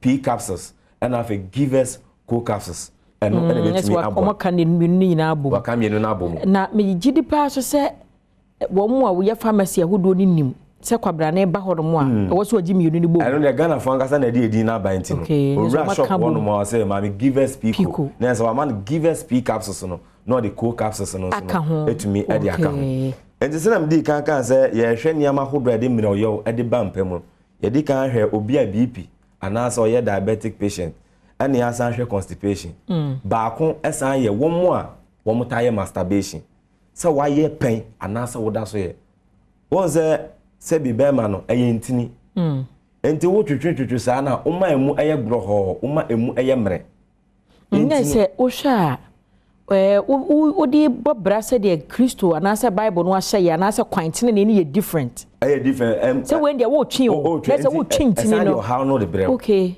enti unya sunsumu ade na fitwe asem no mu no na hunamani enso no eno nso nya sunsu aso bone ade so de ate se tai wo twen anasa mu ye mre emu ye mre okay enti se wa ye bi pen anasa woda so ye no obi anyai na se wa ye pen so a misrew no abomode akopa givers P capsules any co capsules no enti P capsules no ebe ye ntini ni ho adwuma ebe san kekan sieni manetumi ayede aboa o ye pa enti misrew obi biara o sa ha ni amane no ontumi mmomode na wontu ho anamo na ase ne aye me di kan se heaven ketwa waware mu no so wo sa ha nyina na ukoware kra na enya ade betumi ewie peye ema enigye no etumi abankan na entu na obema bia nso de unya hokafo na unya odofo ese otumi rewura no me na makwa bia me ne call aye school wa chen sechere enyinem sechere na ye fe ne 8 million o ta ko 5000 to tumika one day ani akwa bi sign ho eni so 8 million twa no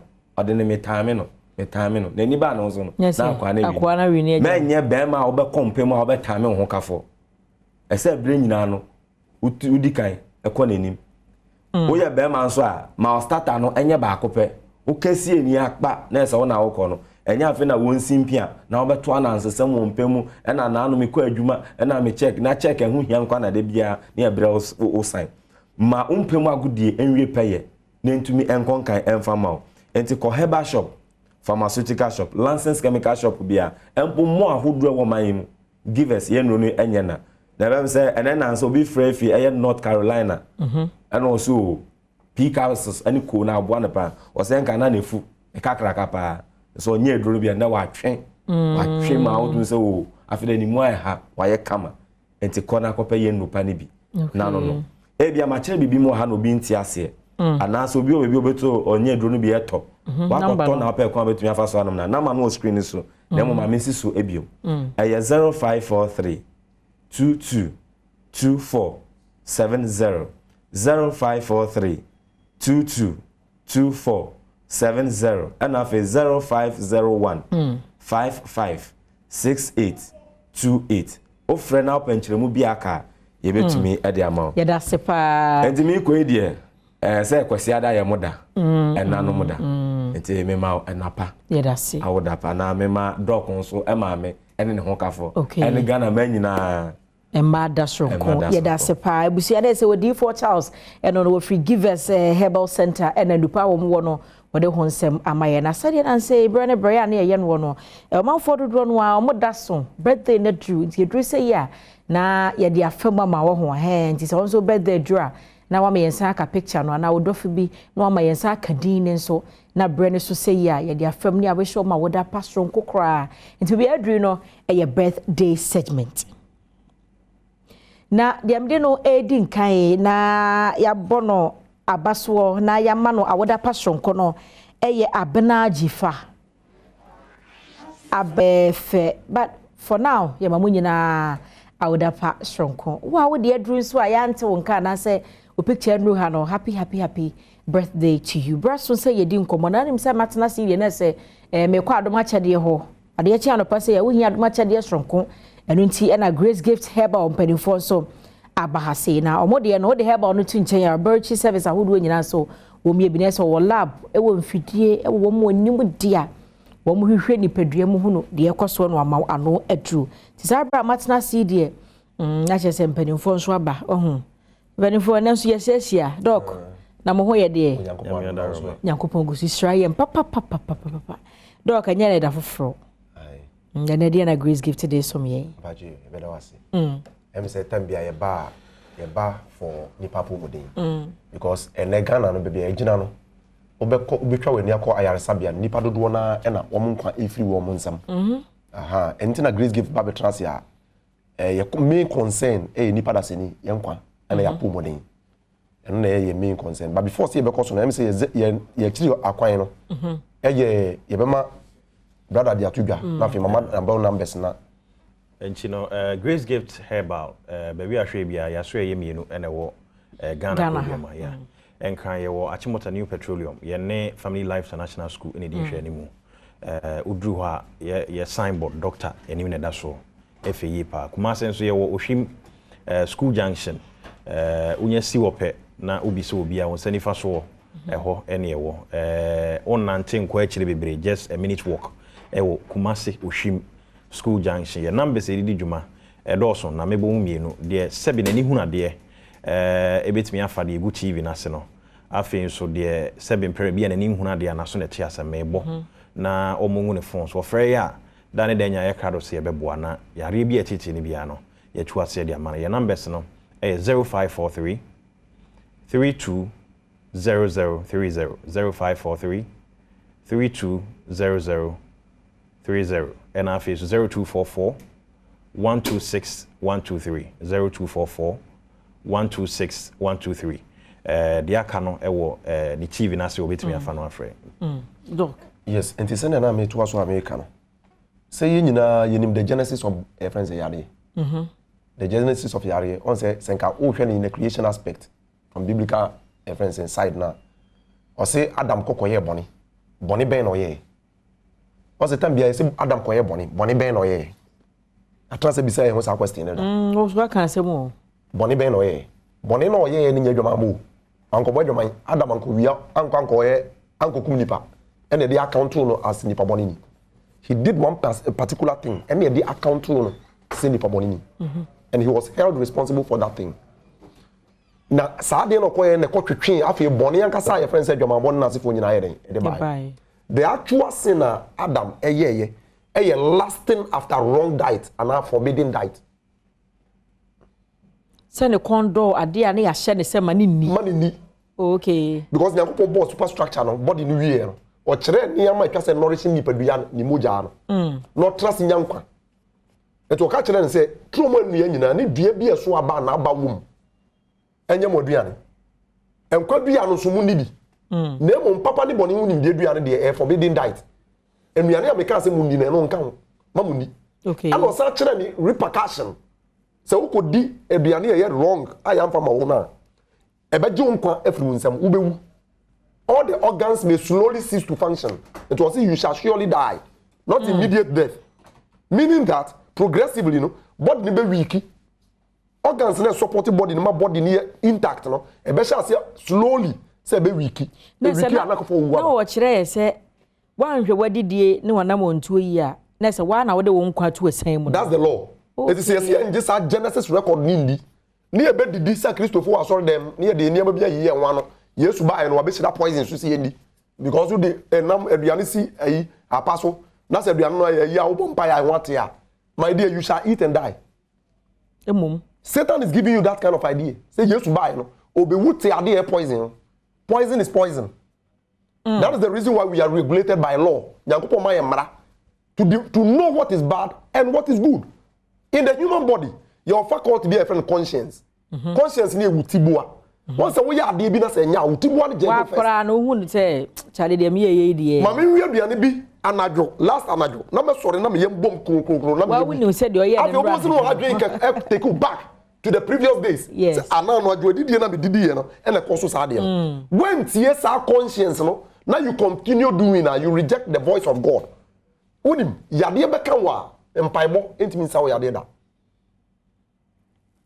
problem ni nyina ni what we are now on to 2 years yes na wo koso aye de wankasa oni padua na kora kire osade a wo ye nye yade ne bo wa we nya hiriba no because God implant in your body or in your system no a voice, his own voice, his representative and only a friend conscience no e kasa kire and the conscience no judge as per law of righteousness gise wubu anu anim tiade na ese no nyame aye na dwuma wi wa na se de nti amanfo yade a omo ye hwea enko na no problem ni it's not grace give Bible translate ye tell the sources of disease. Satan works behind human. Laws are two. Unrighteous law and a righteous law. They are good for the body and righteous law. No matter what the situation may be, Opa object righteous law and take up unrighteous law. The conscience shall judge you. Enti na mre bi me direct you man ba mo so ba mo ye no we mu ka chense mo woni we boss na me de ma me ni we na ka wo kakra me wo nti enu nti na tore bi a mo hwe hu ne se nipa be nipa dua na dru no we ni so odi we very good okay what say owo kakra obewu se nka obewu na okwa nka me ni problem na mo se obewu yare down na family member bi a wabobra abeyi ni sika ni nyina de ama wo na yade no nko no waba be dali hiani na fie nso hiasim na tu mutan so abesa ko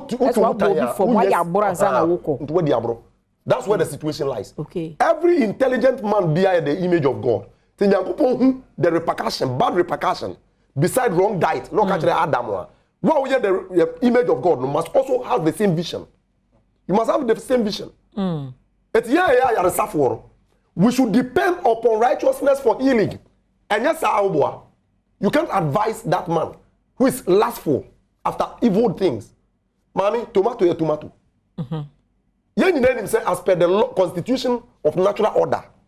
Tomato assassin ne ebo. Now obi aba be ka kire no ka kire say tomato de ye di free factory bi na eba. Because ya yet free ni dua so ye. You want say enim see yet free dua so. But when they are processing egu bibim. And they say no free ba bi na eba, anya assassin na ebo. Na bi makwa kodi, bi kodi a unim sa no me ni twase minya. Because as per the law of natural order, which is linked to the natural law of the health of the health of the body. Assassin the demand. Ya make not as it. Yanko wa hene hoy. Enti said doc e ka no.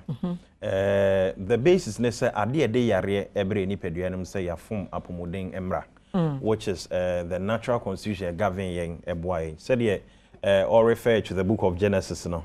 Nyankopon bo ade nyina ne ma obo nyina onim se ede nsunsun aso papa bebre ye nipadua ebeboa ama ya tena se ede nkwa me ye nanso no ye ka se nim de tra so na de ne ma ba se de wo sika sese ne ma ye mfudi a ne nim se nkecheki a while ansa na asase ede nutrients aguma ma aba no sese nim de akwa ma bi okura 2 months na aba kube ebi a 6 months obehu na aso do so ne ye tidi ne ade ade saa ne ma nyina na ye ka se ebi amprempren de ebeboa nanso daache no wo susanso bone de ma wapomoden eni nchi no ye san twi amanfo adwen akotete niema tete aduro so a kire won se yare aba yen so na ye ko a enko niema ye de ananche hospital na se de doka o kaze na emede obi o ho a ne yare ba akunti no abusua agyae wo nwuma nyina ba betena ne nchen obi yare ba akunti no ne yire nkwa adwuma ne ba nkwa adwuma abusuafo aye timetable na we bekọ ne ho ochena we bekọ no nipa ba akofo senke bia nka ye nkomo aye dini ne ensem aye ken esono de esan bia ba beto ne kwan mu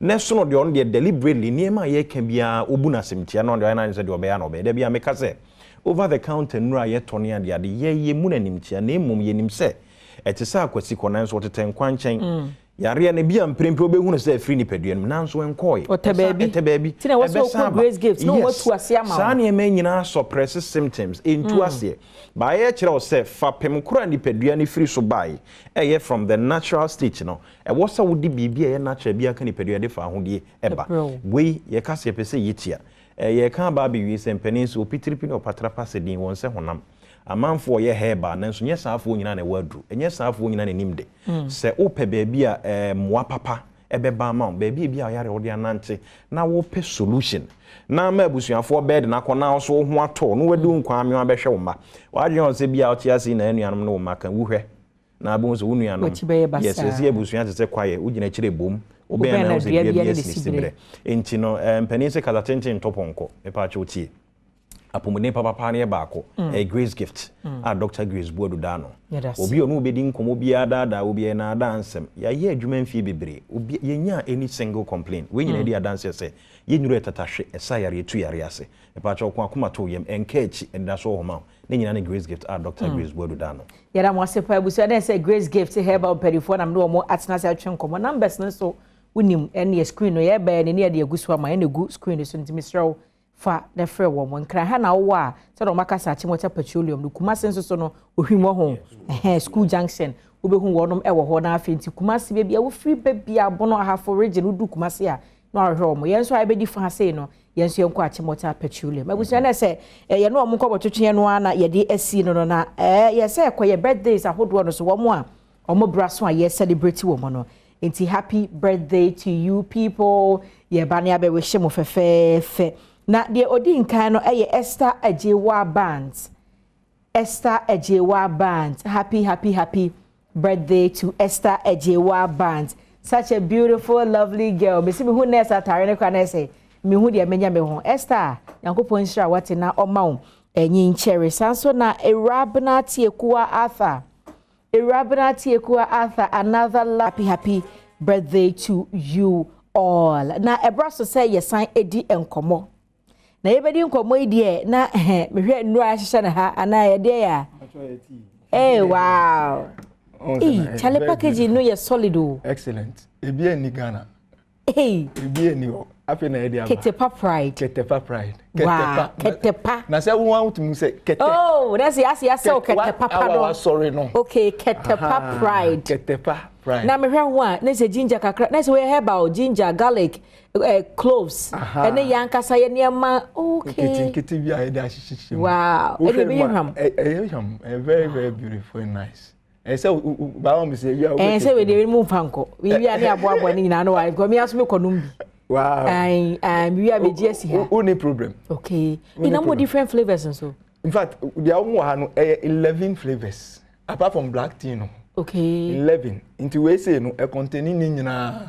okay ye won baako say e bia opementa e won say okay let's say ye din komo ni yi yes komo na be din na che say we no de wo konkomu a wo ma so yi eno de 11 flavors ni nyina e wom but ope de bia wo me strawberry flavor ye mfa da saa mo wo eno nko an so de wo eno na eba ni we wow but we no just open 11 flavors ni nyina black ni nka ho okay black ni wa ha this is the original tea na nkasa Ketepa pride no original one na nkasa and obi wo ha if your tea ni say onuma on penny taste no because if you no ye demand no enti say wo di strawberry kakra frame woman that flavor na ana caramel ti say toffee enti wo betumi anum black no e bia on pepsi wono mak nya wotre na say mo de yakọ different level se obi a wanum tea no bi a ebon no bibi sa but mo man flavor bi a onya that tea flavor no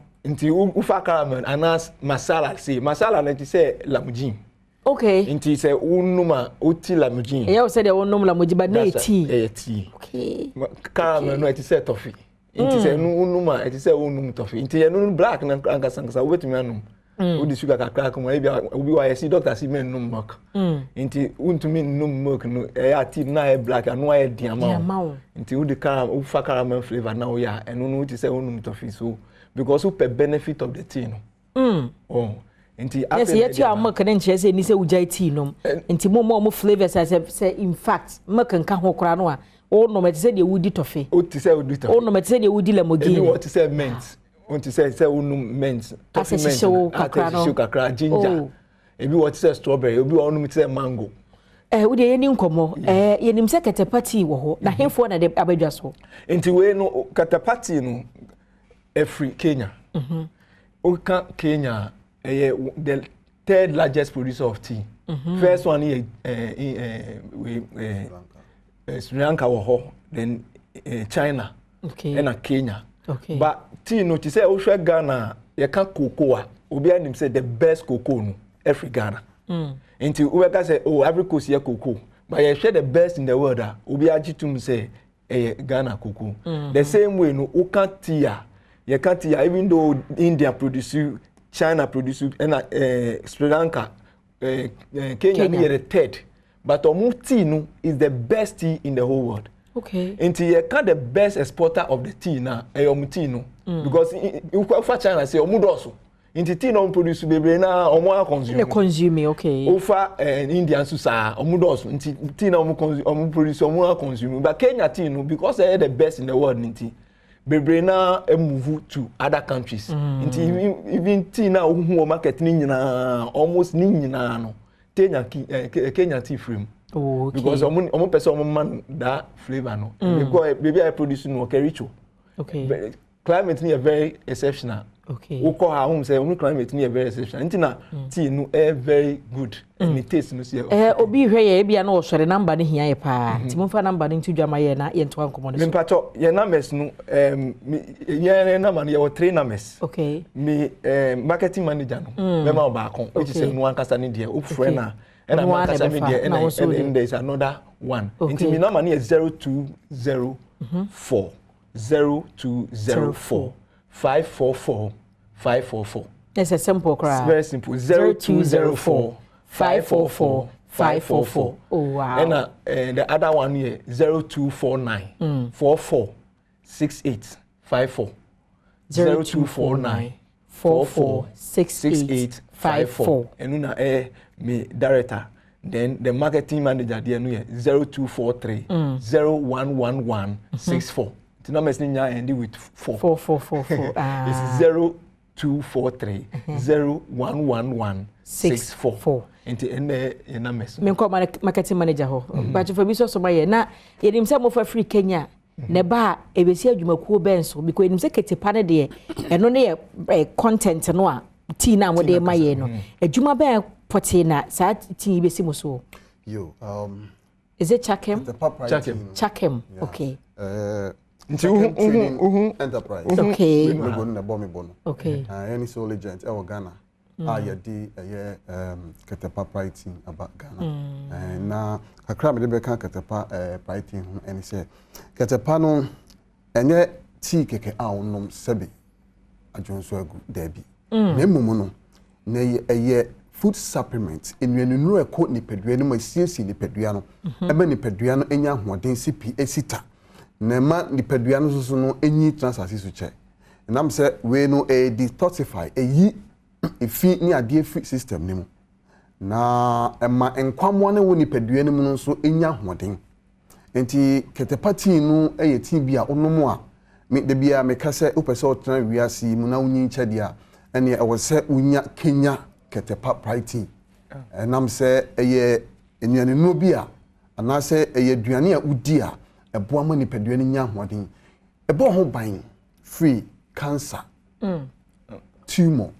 diabetes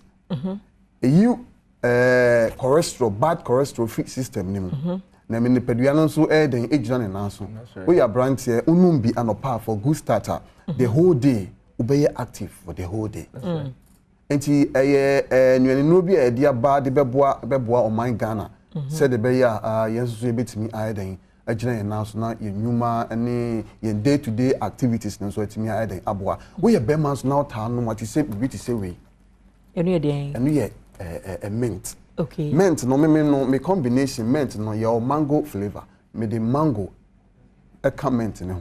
Every day no na me no. Na se wutimi yi we wo musa ba tea bag na. Tea bag. Ti wutimi yi mango flavor na baako. Na wo di mint. Na we yi mint flavor baako aka ho. That combination. Oh, okay. Wo fa we su actually. Oh wow. Wo fa mango baako. No wa fa ti say good. Okay. And the party send me baker no send me flash. Masa de you know tea bag na sa she. Kabom na say amonyo. That's right. So because kita flavor every time. It's ubenya the potency every time. We are organic. We are brand here. Na person ojina on so we say o ta bobia. He said me say no benefit of the normal tea. Emma ojina on so. Say Berma. Sometimes no Ghana ha because a higher shika. Enti yenta inum tea because I feel say oh tea there anopa tutu na enu but every time one of the wins say every time utumi num tea in fact say udidi anka the best thing to take after eating any ice water ubi one wa try ice water. Say there also bogus no I no say ultra tea because of sometimes oil no the air share then it can melt into it helps in bad cholesterol because normally in fact benefit of tea I will go to me go now watch checking the benefit of tea. So tea is really good for our body. Hey manager, a good digestion also good digestion ma we mu da ho yeah say bia wakwadwuma ba ade asam ana didi enso nye but a common the person didi udidi wie pe no no abomodin atwa eno no on fa milk entum on fa sugar entum no abon raw sa boa maduane digest kama obeso ya no pa na ugina ona so yeah enti ade se de meme kwa adro a me pe bia no pe ya menim so obi nso pe bi e fa hin na obi pe bia ni manimu ye obenya bia to enti numbers na ye di atudwa no wo frɛ a we sabe kan ye betumi abrɛ obi na se ye main distribution shop no Malam wo kɔ Kuala nyina ye nimu obenya bi wo ho ye wo baby a friend Mimo omo wo da kuma na so mo Swan Lake ho ukobia obenya bi wo mu ho ye wo company bi a ye friend other company no Jukat supermarket obenya bi wo ho na ukọ baby ti say Nima market bi wo ho Buashi bi wo ho na afi so ko Kaswa market old market. Yes, ura jogma baby o motunton tea ho niam. Provision shop ya o catch on in fact obi wo ho a obi call ni shop wo no oni bi kra bisan say o hwehwe bi. Okay. Obeba be hwehwe. Ade ama. Say there wo Chrome. Okay, yen hwe number no yen komo sansi number no so bi emaye. Enti your number no is 0204 544 544 0204 544 544. Second number no is 0249 446854 0249 446854 and the last number here is 0243 0111 64 0111 64. Ebusia na se Chakem Trading Enterprise for na ye no matwetwe nkomo no tea papa ya flavors no doso na ehwam na ede no omo na akofa abe edwaso nti ketepa tea ketepati ya abedwa so nti ukodwemu anu apebi ato na eja wanya bi abobo na me koi de na se kaise GTP na eframent mana de opama me so du kuma se asante mantem mo macro abusia kruwa junction Adom's Fashionry ewo ho obefre na 055 00744450 055 00744450 baby awo bia no so obefre no obepam no de amane na wonsa aka na so na meja na masori na me konsole na kai say na ya wada enti people's forum no ebeba nti akwasinsi ebetena se ne ahwese de ho nso omanfo adwenkyere beko wuhia me a eya frɛ me anno chewa ba ajwa sewa me moachi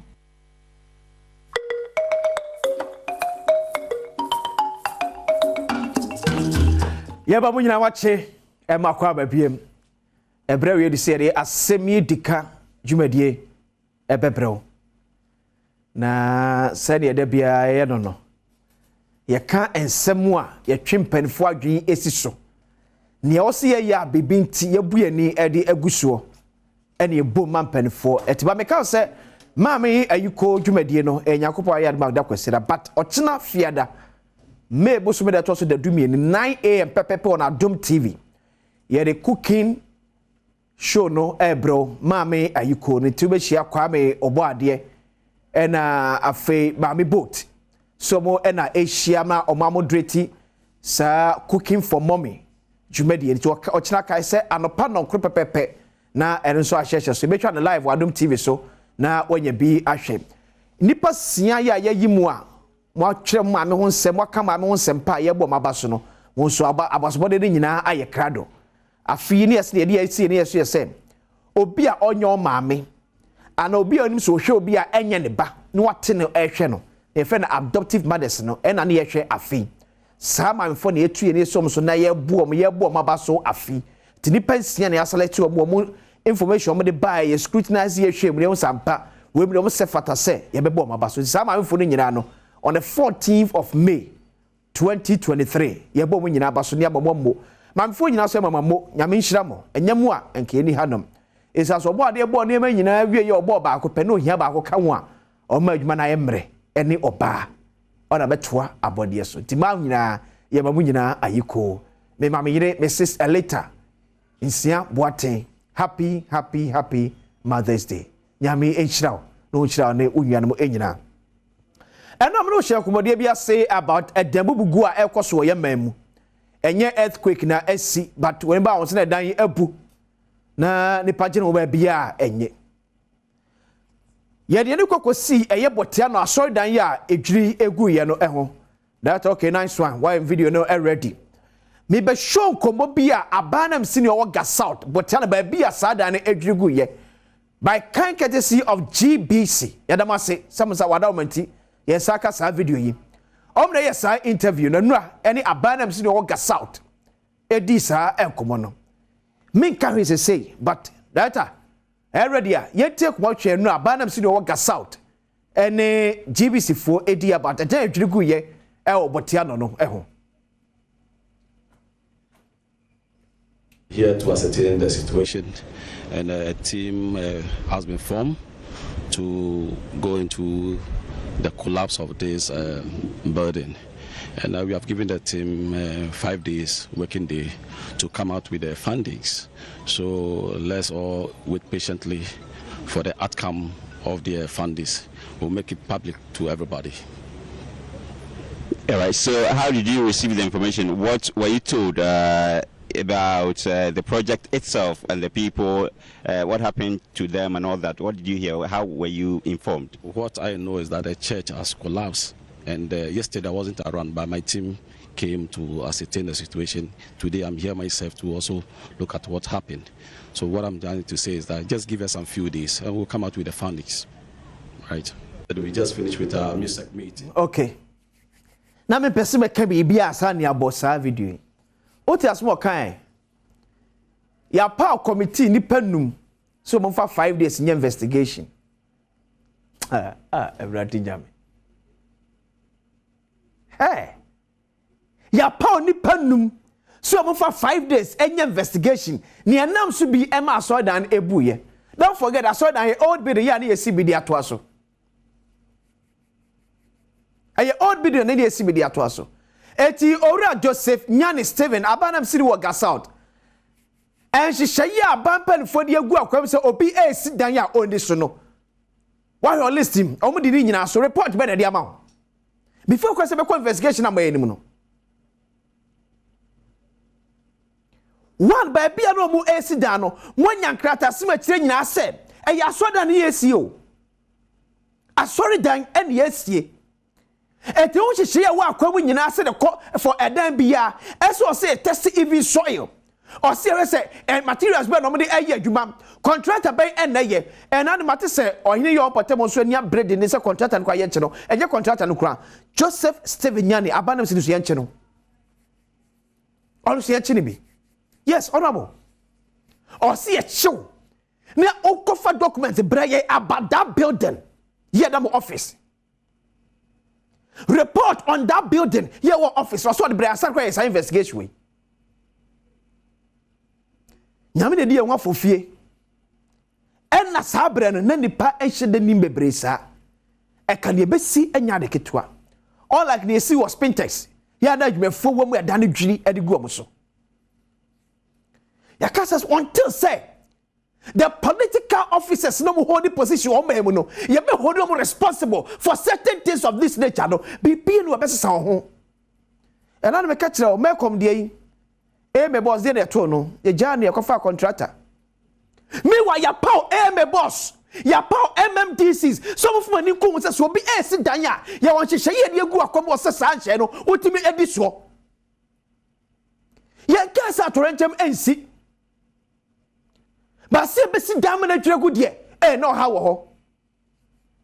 Enye earthquake o. Enya asaswo so de si Ghana o. But see be sit dan ama dan adwere gu ye memu de. Eye issue. So I think say Oshe Ayon Rosa MC when we said na me ni wo. Et now no to only report about Sasoja na yes no. Ade. She Ayon Rosa ye di AC sa Asoja we. And I saw should say shame. So penny ada so no e ye ni boasie. She Ayon Rosa batwa mu di AC sa dan we. Ade. Sika pebenko. Sika pebenko asoi no sika pe ebenko eti sofu wa ofie e na wo sieti woni we de beye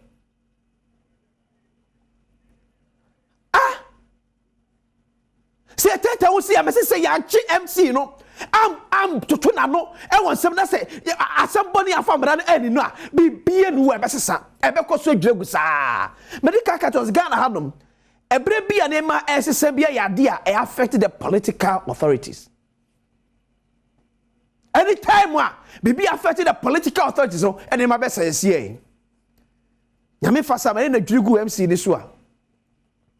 Ena ki ahya se etoto ne ma tentem. Na dwirigu minister bi so a.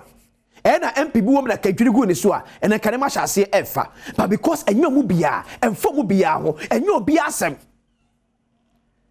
Inferior goods ya so no edi esisa aso down way ni eja kwache contractor no ko ni eja sofo no nipa na dan ne dia no ni eja MC no because na me ni ha tiate committee yen first come mo no say ni kwa o report na da office dey catch MC gas out MC report na da office on dey catch abasa aso down no mo si no.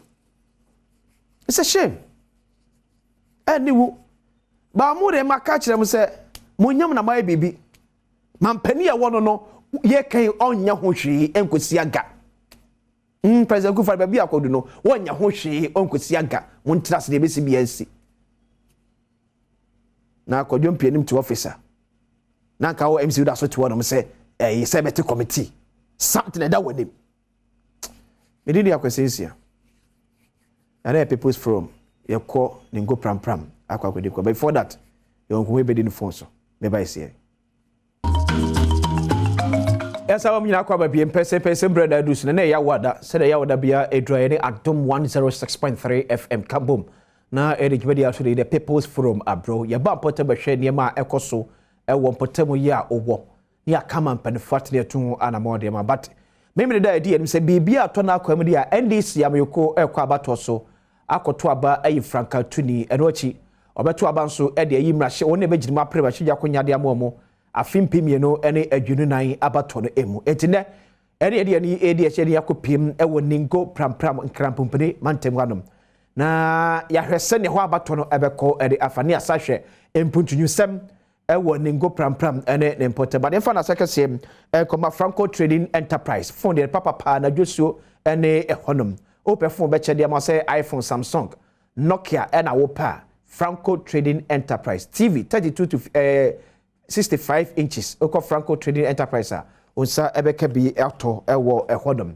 Sanso na air conditioner pa ye de Franco air conditioner ba kama pa etweka ne yaketo bi na ma dem achele edi amount bibia ne afre Papa Franco was 0246 422 338 0246 422 338 Franco Trading Enterprises still phone Papa pa efie ed hodom Adom TV Adom FM na fe Asempa 94.7 FM ye ne fried vegetable oil na fe 40 rice akamu edi afi and na pa ye dwumedie no broadcast kwesi da 14th of May 2023 na anyomtofo a eba se bi Moses okay ampofo eje band ene bebo saba na maka se oka enema pa de bo band pa dia menim obi o niema echa ampofo je band dada akwesi ampofo je delete ne ba na say ampofo je ne ban ho asem na meken PSA Esther Fe ohine ba kisimu nyina enso ejirejirem mami ayiko dwumadi wona aso asene de ebro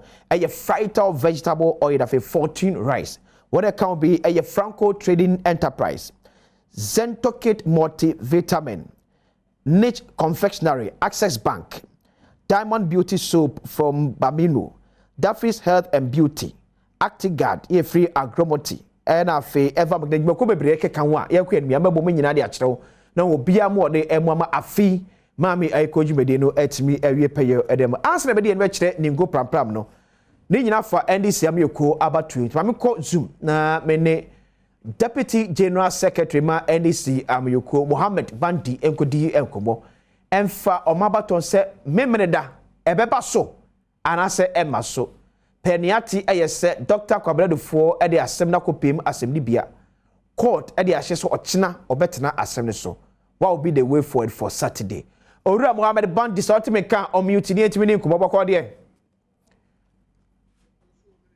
okay bokọ de Miria utie me metonka ye de radi asese ye ti ase okay we phone ha okay but that's say NDC tita for person mo hello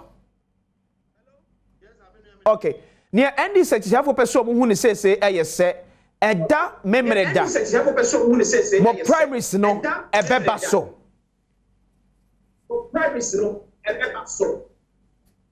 yo meda sena meda watefu nyina nso ase memre da hyehyɛ no de ya de bibia to akwanmu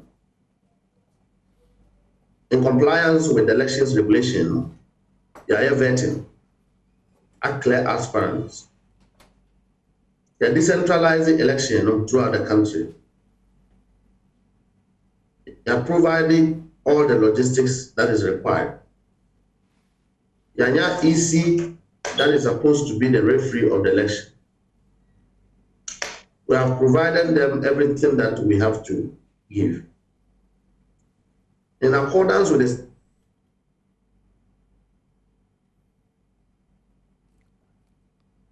hello? In accordance, all has been given a delegate list. And Kayani Air building a supplementary document, a friend album. Now, yet the abua process.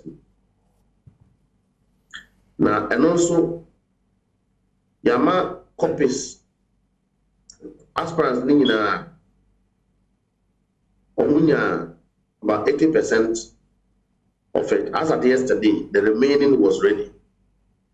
But don't forget, sir, aspirants no saka delegates list no 6 clear weeks from now. 6 clear weeks. Now, album no plan ye complete na ye win na. And no plan no ka almost saka 80% 2 weeks ago. And no eka ho na obenyi kwabra no 14 no koye analysis. In the analysis, they use the master list, which is the delegates list, to compare with a album no who said among errors be. To all the errors no by. And yet, you know, meeting and an elections committee air show one said, yeah, niya koye and near ma or moka some yak and yes na ka ade bechelo near the remaining 50 albums and the account 225 now. Now we can proceed forward. So issues about album and yet substantive to the regulation of the election. Omufi meeting and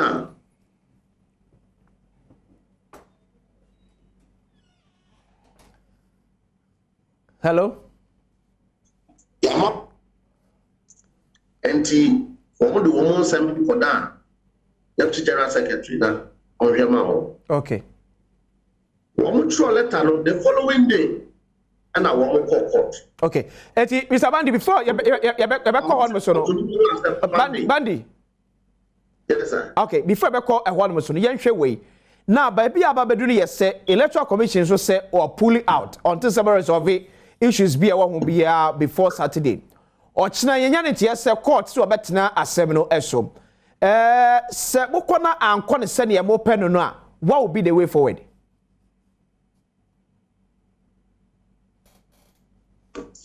Yeah, one agreement. Say Obeke election no farmer. Apart from all the issues I any easy one in the past. Yeah. Because the first election here transparent, you know. Yeah, they are now also on election. So they were right to say, sir, because of the court, they are pulling out. Okay. Even though we knew that it was a hasty decision.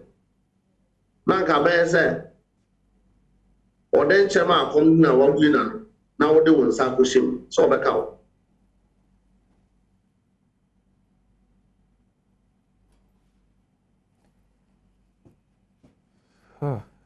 Hello? Election.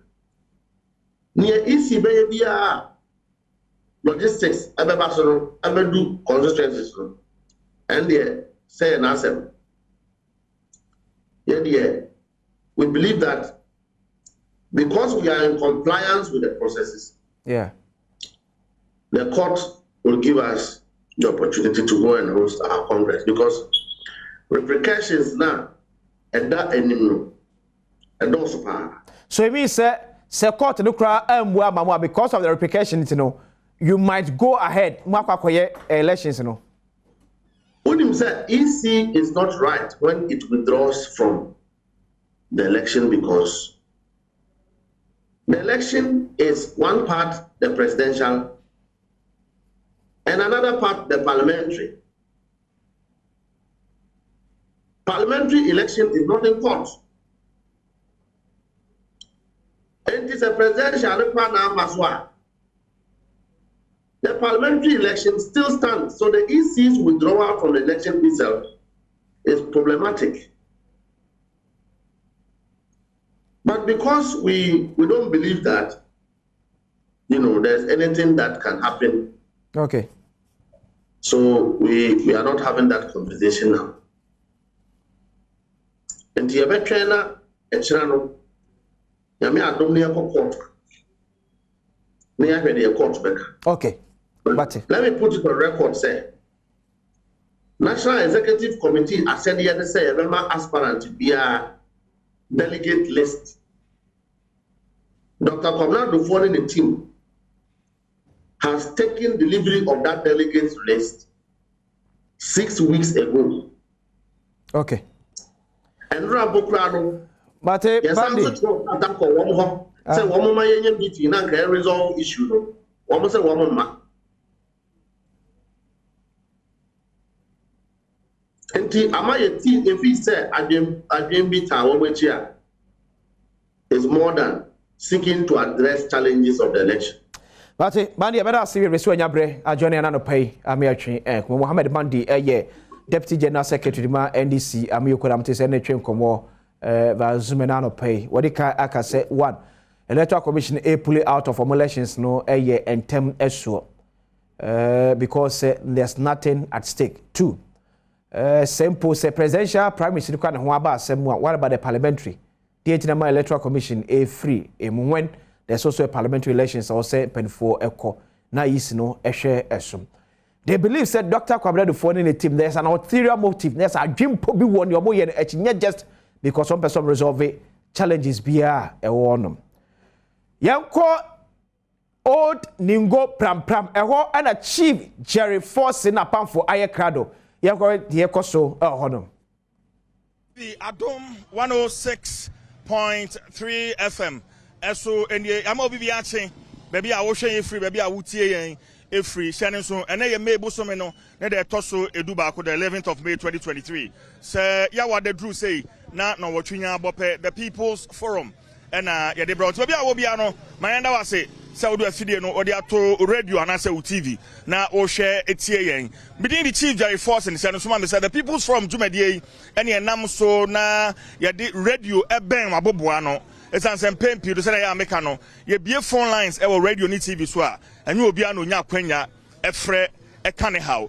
Enti ye hwe baby a o how e wo ana so baby a bibi e koso a edi se omanfo etie no na ye the People's Forum Jumedie ye de abaha. Enti enesa wo hwe na wutie a Mayanda was stay with us for the next 1 hour or more. Now for Yemfania Air Coso, Yemfam Romidini Bio at the Chief Jerry Force. Maybe I say, and a Hefania war, Yedi Candia 2 and him, ye war old Ningo, Ewo Ningo Pram Pram constituency. Old Ningo, Ewo Ningo Pram Pram constituency, and then Yedi the People's from Yedifia, Yedi Ebre war, and ye by 3 major issues. And Edia Babidru Hanuma, or man for Hanumunti, you know, Mubetchimu and Como, near the kind, Miami Bahanumin, Mehuse, Aquanya, Ewaha, and yet, in fact, somebody watching Kwechek Akram, Baha the last time was before the 2020 election. Yabaye, the big debate, Ewa Dumefem, Ewa Hanum. Now, in fact, inner town roads near Diano, na Eyara, na Eye.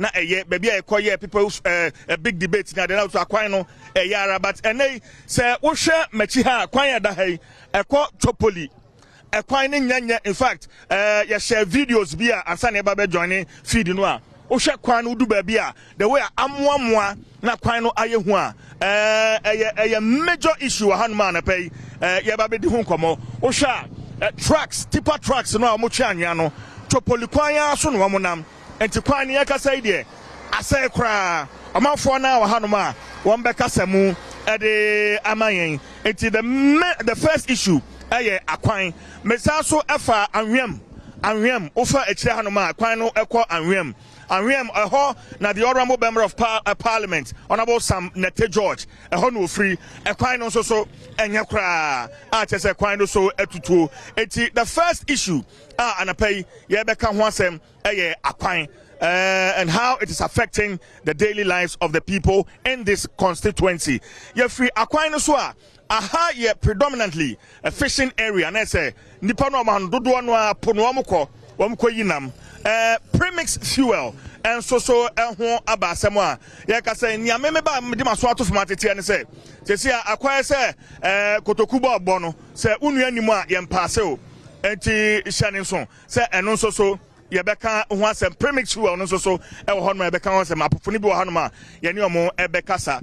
And then the last but not the least and so se ne nyina animu no nyame adoma memenda ebei na ndc amayoko no womo ekọ na womakọto aba primaries yi parliamentary candidates and afei the presidential candidate and also ebeka wansa moka osha ningo pram one of the 36 constituencies the Greater Accra region both internally and national elections no ayana emu ahyepa eti yebehwe na afei this year the incumbent member of parliament Samuel Nete George and afei Michael Kwete Tete wamo edi ebebo ani primaries nyame adoma memenda no wamo ko fon so beba na ene wamo atwetwe enkomo. So stay with us. Facebook Adom TV, Facebook na say Adom 106.3 FM ewo Facebook na fa comment ne to ebeje be na fa yakenkan ede amount ye be hye ekwan no ho enkomo twetwe no ase me wɔ former assembly member bi wɔ hanoma na me ne no twetwe nkɔmɔ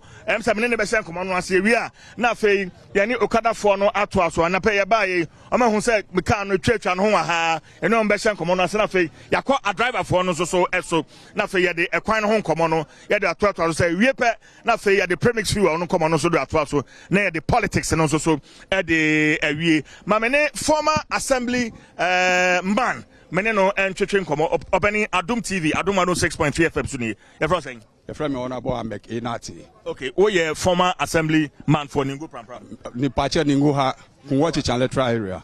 Okay, all right. Eti yan shase en kwan no na me ka say 2 years ago before 2020 elections me ba ha no na kwan no enti say but it looks like se si ano kwan no asay kra wo hwe ne da echi a ekotopoli a honorable I no cre 2012 for no honorable yitimesa no cre or the asphalt be fa akwa no so fefe maye but se ano ye challenges ayenya wa ha ne se tipes na wo mu to anwa no wa ha no ni other things no ama wo master kwan no because of the weight na wo mu wo no ntino ama wo master kwan nyina amaye na in fact ni wo ha no no na your development na ya na wo form because na to say wo mu ye nyama bi maye say chance na wo mu ye Nema bensa yantutu akwan any electricity who ansem ni market say in fact ya to me youth no buy no ya to me organize am say market no but ya more structures di mama no say awukọ ye mpo anu no nso a ya premises some kitinkitin bi wo ho. Okay, yan stay with akwan no minim say trucks here am fa kwan so yi wo mu tua bibi de ma assembly no anameboa one mutia but ono no entumi mboa because ono no fees assembly charge a one mutia but se sia no sa wa unim se akwan ya district assembly way for instance want me nya akwan way ye fasui nti ye hia oba no mboa se oba be ye kwan no ma se sia no kwan so sea defense for no wo ye sea defense no wo mu so fa so bi na ye nim se ye the contract ma because of sa nyama no nti no ye ma wo mu wi a wo mu ye nti dia di to abana ni mu say yes o ma say wo mu wie si defense any anwa no na anwa no de menya sure say o me start o me stop on be wie on be giant na ni yes nti no ye hwe kwan a in fact sometime ago na ka ye ka cho so mu kofa highway no so nso ka wo mu fi ye nti ye be pa cho say wo me hwe na wo ma ye akwan no di ama ye because wo ba wo mama hu nia ekọ anwam nia ekọ chopoli enye kra se si a say opinfo bi nyim sebi na e ba ni emergency na ye say ambulance fa so wa be hu ntimi fa so portal say de dem no but e sha se nkakra no anamamba na mutu you are former assemblyman kan say wa ha me ne be kasa but e sha se a tipper trucks no e di anwaka yi enam so no anamamba na mutu fa ho na ka onu na me kan afi ase say na ka ye stop wo mu say bebi a wo mu fa anwa no eni highway ni ben nti anka wo mu nkọ ho no mu wo mu fa nkọ ho no mu ba wo ka ayese contractors na wo mu to anwa no wo mu fa anya adwuma ya ayese wo mu fa anya adwuma ba ka me kwa me wan ka in fact enya de ayese wo mu fa kromu because the nature of the track no any the weight na as weight no ma kwa no se sia wo mu yere se wo ma anya ni papa e be san sei because sa na si wo dodo wa tama wo mutu anwa no nti ye besre sanka contractors wo beti ase na nka wo ma fa highway so se be ya kwan no betumi higher me say me driver ni me ka be na ufi me ka commercial car higher pa nti ye besre pa sanka wo mu ye won bebe ma. Okay, ye ka say tipa ba ko na onam so a oba no wo hwe waiter ordinam kwan no so a beauty men ana quota de kwan no ni nyina nane amoamoa se wo ko anim kakra wo chopoli kwan so amafa ho nyina quota no ni nyina amoamoa wo hwe anim ha yi kura wo hwe se ne anim hanom aye na saa na kwan no ni nyina aya edini nyina kwa anim honom eti se trucks no efa so na se quota no ni nyina amoamoa se ya okọ inside ho a eho saa na kwan ni nyina etia ha adwene papa enti yene former assemblyman na wie yen kwa na fe yene okadafo no ento ankomo no so na fe yewi a ye de aba a driver for no so ana better say betimi a chance fi driver for no so na fe yewi a ye de akowie okadafo no so matwa momra na yene mo nkasa driver for no momra mo ati ne ade dwumade na ba ha obani morning good morning your first saying Stephen Kwenoti over Stephen we your driver Aye. Okay. Ekwan no sani etie sisi ne ekotopoli ne ekọ anhwam ene ekwan inner town roads no akasankasa no oha be ne de mamo driver for no. How ye pa enye ne ache ye kan omo nya ni hu hwi amaye. Nti kwan no enye akọ chopoli akọ lekpongu no side ahwan kra ni nyina nye ye kan sa mo ntumi nye. Okase maka moka kire ehemfo opinfo ne wo kromu no ni MP ni asebre mamu omo ni nyina wo kromu ye kan sa mo ntumi nye na but eko chopoli no obi na efa ni kotoku musika na obeboa ye kakra ni small boy na oboa ye kakra echi de ka no ati obi ani hobby. Okay. Mejidi say ya twhwe nkomo no nsem bi say bi ho no ma maybe say wo pani bra. Bato bra. Good morning. Good morning, sir. Your friend saying? Friend Manonati. Of Ima? Oh, your driver? By driver. Ukuta taxi. No, me a trotro driver, chief driver. Oh, your chief driver. Ewaha. Yeah. Okay. It's a car ben ekuta. Samika Smita. Ukra printer. And so ofa kwan so e kocho polini ade. E kwan net saying? Oh, e kwan no nyakra. E how is cars no kra. Enti ema even passenger no kra oba no omu timi yeah we kra. Enti omu ba even go instead ombe tu kwan kra e kwan no kra muntu. Enti ema ye kra ye e kwan na asai nti amanfo tu kwan amomfo ka. Yes, omomfo ka no bio. Enti free aha akotopore akọ lekponu no nyina e kwan no nye.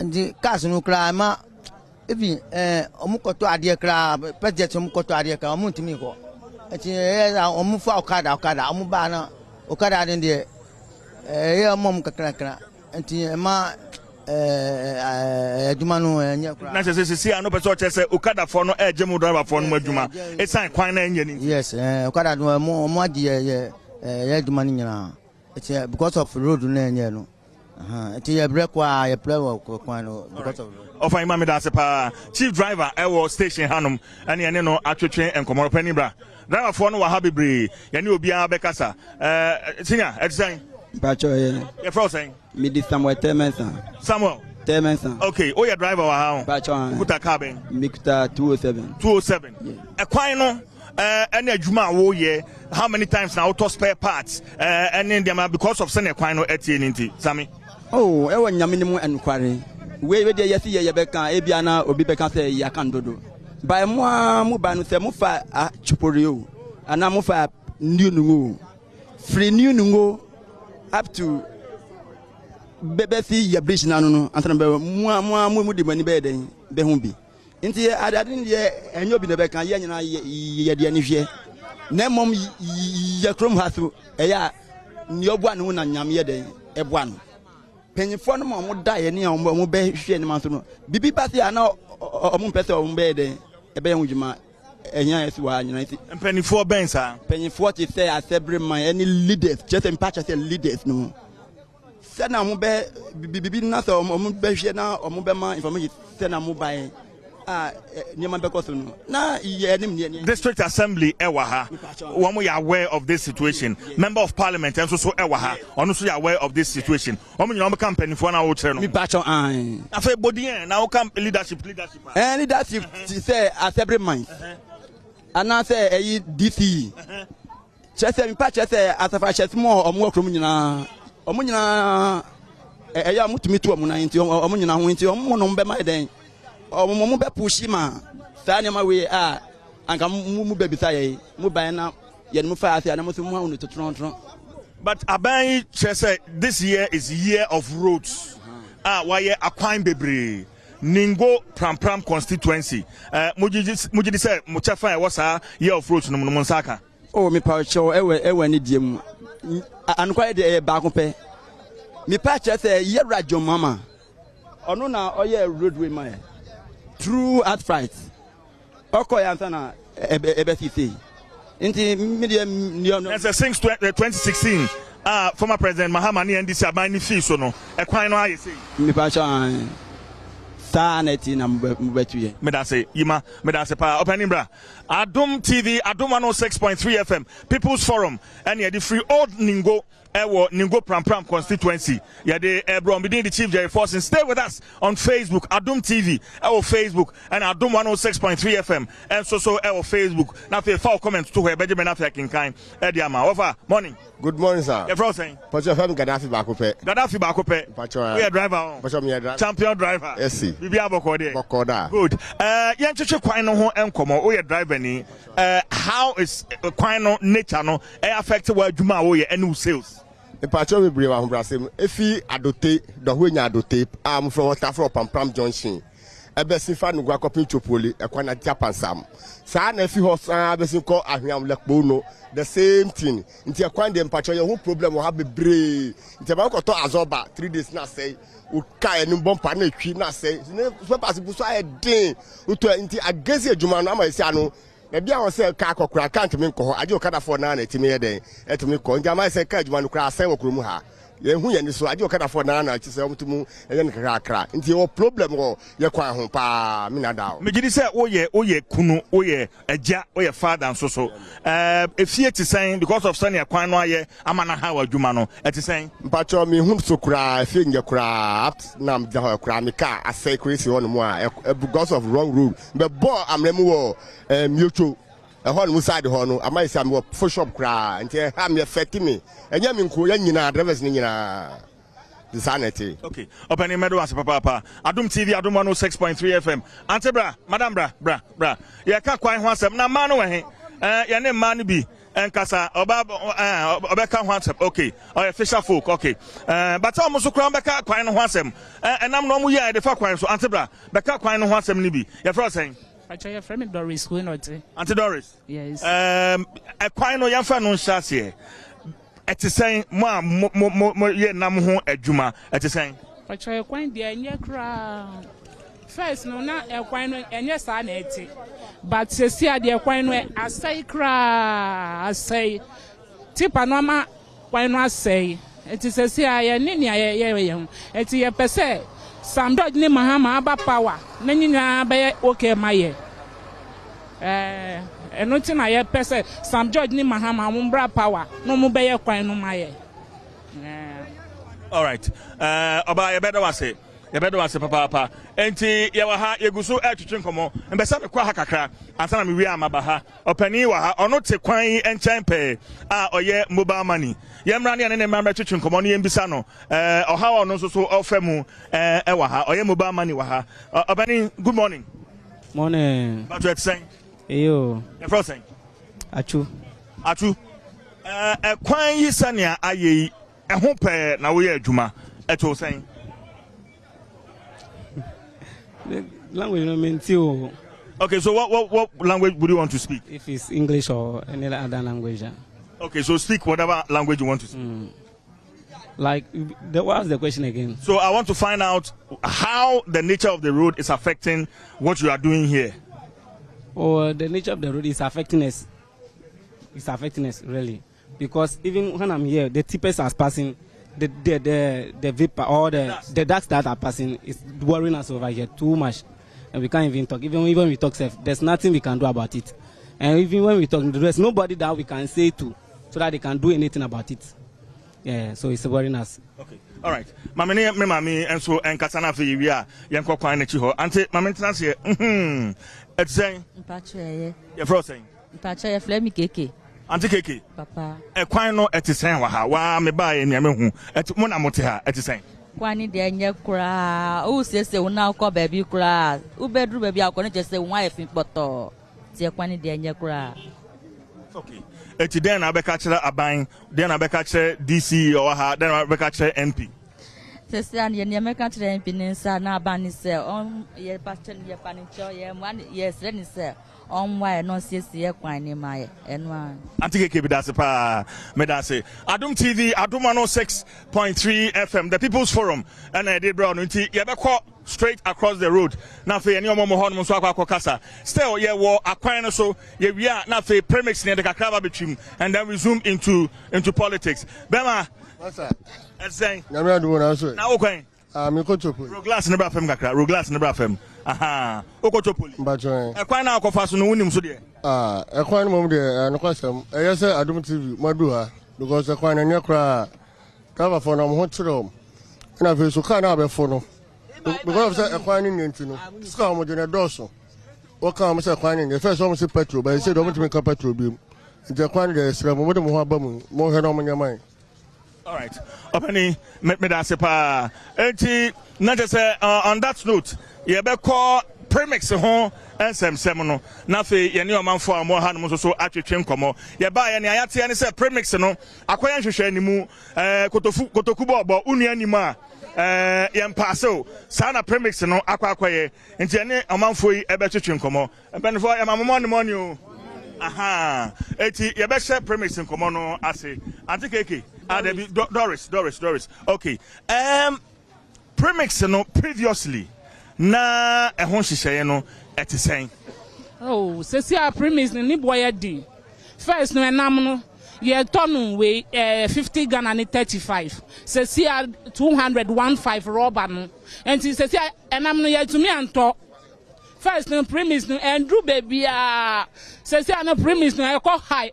Yellow rubber no ye tonu first no ye tonu 80 Ghana ni 70 cedi say see 4.5 e cost pa enti nam no so mo di bana rubber no ye tonu 50 Ghana ni 35 ya say ye to ye di come market ye nya profit say see de ye tonu ye di come market ye nya ska omo nto so omo anto ni boy di enti ye pa cha mo ye bibi fa homa ye pa cho. Okay, they say a premix no embanti amanam ne boaye din. Pacho ai. Okay, me da say pa opani bato say ikama Sudangbe. Obe you Sudangbe on. Mate, eti premix no ho asem no eti sen ka Dangbe. Plateau ne ebe nganu go em do plateau ebe. Ke e maba kamra mi pa loji wana asiake. Enyo plateau ko ma yelo akio. Why you all 4 million? Lo ane ko awon roba lo ejwa ewa lo bi owo e mo le peto le bebe kla wonye wa yuska rami pa ko lo rami pa lo wa na peto siake le peto ke ba mi no mana 16 galo lo ojo yen 20 million ojo mana 16 galo lo peto ke wa ngo em lo ejwa wa ejo ebe un lo na ejwa wa lo ne ngo nya gba ajuro ne na madre wo ka ma pe o na pe wechiwo lo en wa nya gba. Okay, and to say me to say na person say fuel no anase premise no ebi ni ho ne bo ayedin e ban so amoton 400 Ghana cedis me bo a e ban so a chance na foforo asan so aba me bato premise committee ebi wa ha ko na wala chobe o na committee committee wa ha nto omo ya aware of situation e ko so anga aware. Okay, mbisa say as a politics be aba premix no ne distribution ni musa na hunu dabi ne police konge say kamare ke no ko badas ke ko dabi akeke esubia ma woli preto lo ibenye mare ke no ko jeye ne ba kan ko pe ne mayo dase. Okay, ebeda so hina mponsa wa ha enti ono ne me translator ewie bibia obekire mu di aman ma me ne fisher folks no bi wan me ne omo nkasa na fe yenko yenim but ohene mponsa bra na some opani no e de etu dwa no yembo ne tofa yo CJ me da se ensemo a wode tu dwa nyina ne se social premix no se dia econom and eba was said do a wo hia no wo nya saa dodo no obehwe na ebia ya che na nipa kuma bi enenya ebie o se kufo gallon yellow no se omoto a ba kan no na moto no 70 cedis na yi omoto no 400 cedis na no ba ko ba bosomi ba ko a age se bosomi miensa na bosomi nsiachi ansa na motimi anya enu ntino so mokoto na boarding no a eto da bi krampo a omoto fango a yedigu ehyen mu na omode akọ na omode kọ na so moba na se omobeyi omosika omode ahyemu anase bibi ehyemu anase omodwatri ni nyina na yesa asane omonye sika no ntino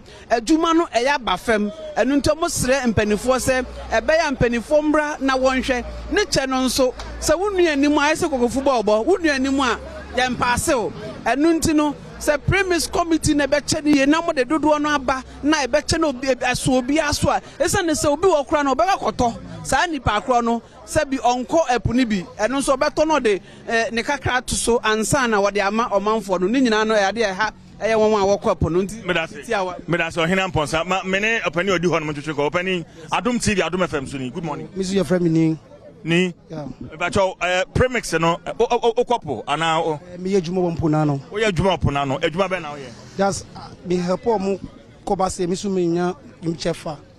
All right nti premix no wasem no etesen wompo na no premix no wasem de ed my because emma ti se na ye be kompo ene ye beto na de akọ mpo won e bia na yakoto lorry card no ni boarding si premix no na ye be kompo so ye to petrol no dodo si car won nti wo se de bia no ye petrol no emra maye na yenya bi na ento ne tumi kopo ene ye beto petrol be drum yenu ana 1.5 drum ne say drum no is how many gallons is 60 gallons inside enti etumi kopo ene ye tumi use about say 24 million 30 million ana 30 million se uti ase yakoba ya nyanam ochina yakoba ya nyanam ba se da na me ba no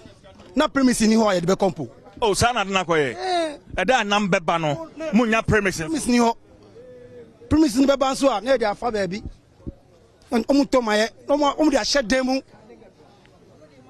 omu di mama de ahye demu ehefo na de mama etinata se eye no krese akoye se kokofu bobo ye hwehwe anim ye hwehwe anim ansana yama obi eye se na ukana no omu de ahye demu ukoto ase obeso no 70 Ghana no akoto no 2 million am I bre but the premise committee or Hamasem Bisane say omo ya aware of such situation near air course premise committee premise for now no more yes and sana person mutire premise for now aware omo ya aware pa omo nyina nim say ukoto ade ubanya profit was so enti sa no mo ye omo ya mama ne opani we amesan ba mo ho ya na company for omo dey anu no omo kasa wode we hu ma yenso omo ntumi nka omutumi nka yenim na eti na ekomu ansu de bia ye vote ye hu vote na ye vote nu faso kra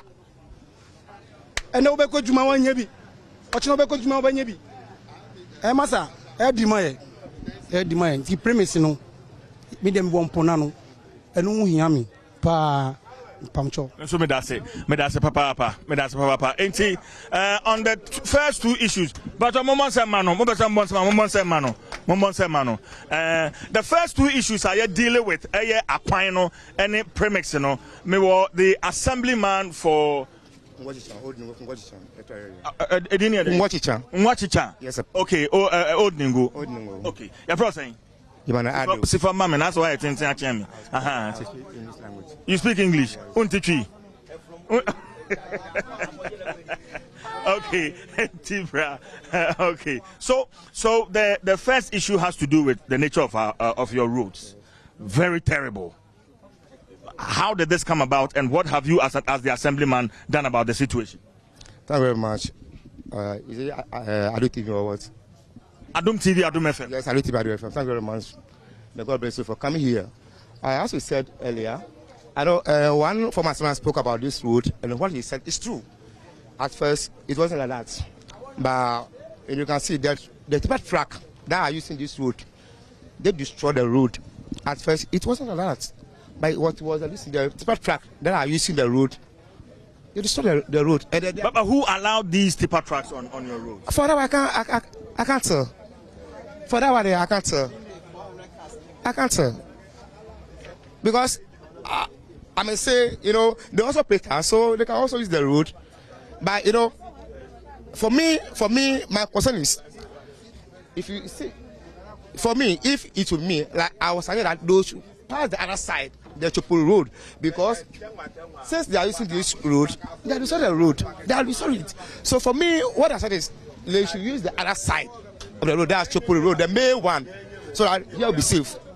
And as always, I want for it, we've complained this severally to them. Since I'm a several man. When was the last time you reported this situation? You sent a complaint? Several times, several occasions. The person to the assembly, the DC is aware of it. The DC is aware of it. He's fully aware of it. He's aware. The DC is aware of it, and nothing has been about it. We complained to them several times, but yes, still nothing has been about it. That's it. Okay, all right, and then we will. Okay, let's deal with the route. There's another assemblyman here. Assemblyman back also so aha. Ono so no between come opening Adom TV, Adom FM suni. Everyone saying. My name is Honorable Noknat Ebosu. Also on TV. Okay, all right. So let's talk about the nature of your routes. Where assemblyman for him? From Jangmaku Odningo. Jangmaku Odningo.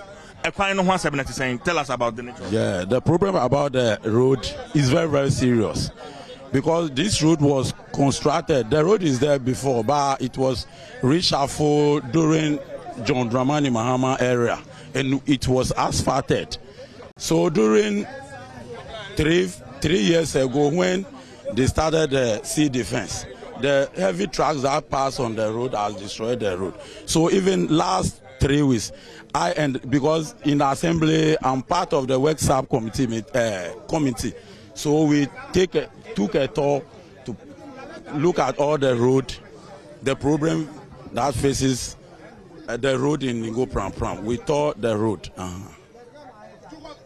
Okay, so what would you want to tell the necessary authorities, the assembly, the MP, and government for that matter? Okay, this road is above the MP, but it's the duty of the government through district chief executive that will do the road. And as part of West subcommittee meeting in the assembly, we took this opportunity to call the contractor of sea defense, but he also gave us an assurance that surely before the project will come to an end, he will come to the site. But I believe that as a community, you should take up an initiative towards this road. What community initiative have you taken on this road? Oh, yeah. The road is above us. There's nothing you can do about it as a community? As community, there's nothing we can do about this road. Because what the community have to do is to re-gravel it. And the DCE and the Traditional Council came together to reshuffle part of it. And some individual also helped to reshuffle part of it. But this one for the asphalting and those things is above the community level. Okay, next year is an election year. Will you be surprised to see works ongoing on this road because it's an election year? Yeah, I will not be surprised. If I see anything like that, I will not be surprised. Is that going to change your perception about the government? Maybe change how you are going to vote in the election? Yeah, it will depend. It will depend. It will depend. But as at now, as we know, here is NDC stronghold. So I don't think anything can change that too much. But it will depend how the situation may go. Right. Thank you very much. But as you go so train and come on, share premix no. Na fe train no so come on na fe we company for aka so honorable, on the issue of premix fuel and the distribution, you have a role to play, right? As an assemblyman. Yes, please. But for the premise, I don't want to say it about it. I don't know much about it, so I don't want to say much about it. If you say you don't know much about it, how do you mean? No. What I mean is, we have committed that handle that issue, that premise. We have committed that handle that one. That's why I said I don't want to say much about that one. Okay. All right. Okay. So let's do this. Maybe we may want to zoom into the politics. Obani bra, also bra. A couple premise in whom politics, wow. All right. Now we are getting into the politics. Now, primaries, Koso, in the Ningo Pram Pram constituency, two major candidates, the incumbent Samuel Nete George and Michael Kwete Tete. And omu age na anti niadroi ya the hormone so eba be so me gidi say me wo Jata supporters wa ha, me wo Sam George supporters wa ha, right? And me wo Michael so supporters wa ha. Michael supporters were her. Okay. Your first saying? From Stephen Haji. Te Kudaj. Okay. Oh yeah, Honorable Michael Kwetitete supporter. Pape. Grounds to saying oh, ke iyo nge wo wanugo pampran. Inga hope kan season no. Honorable Michael Kwetitete emaye Sam Nate George.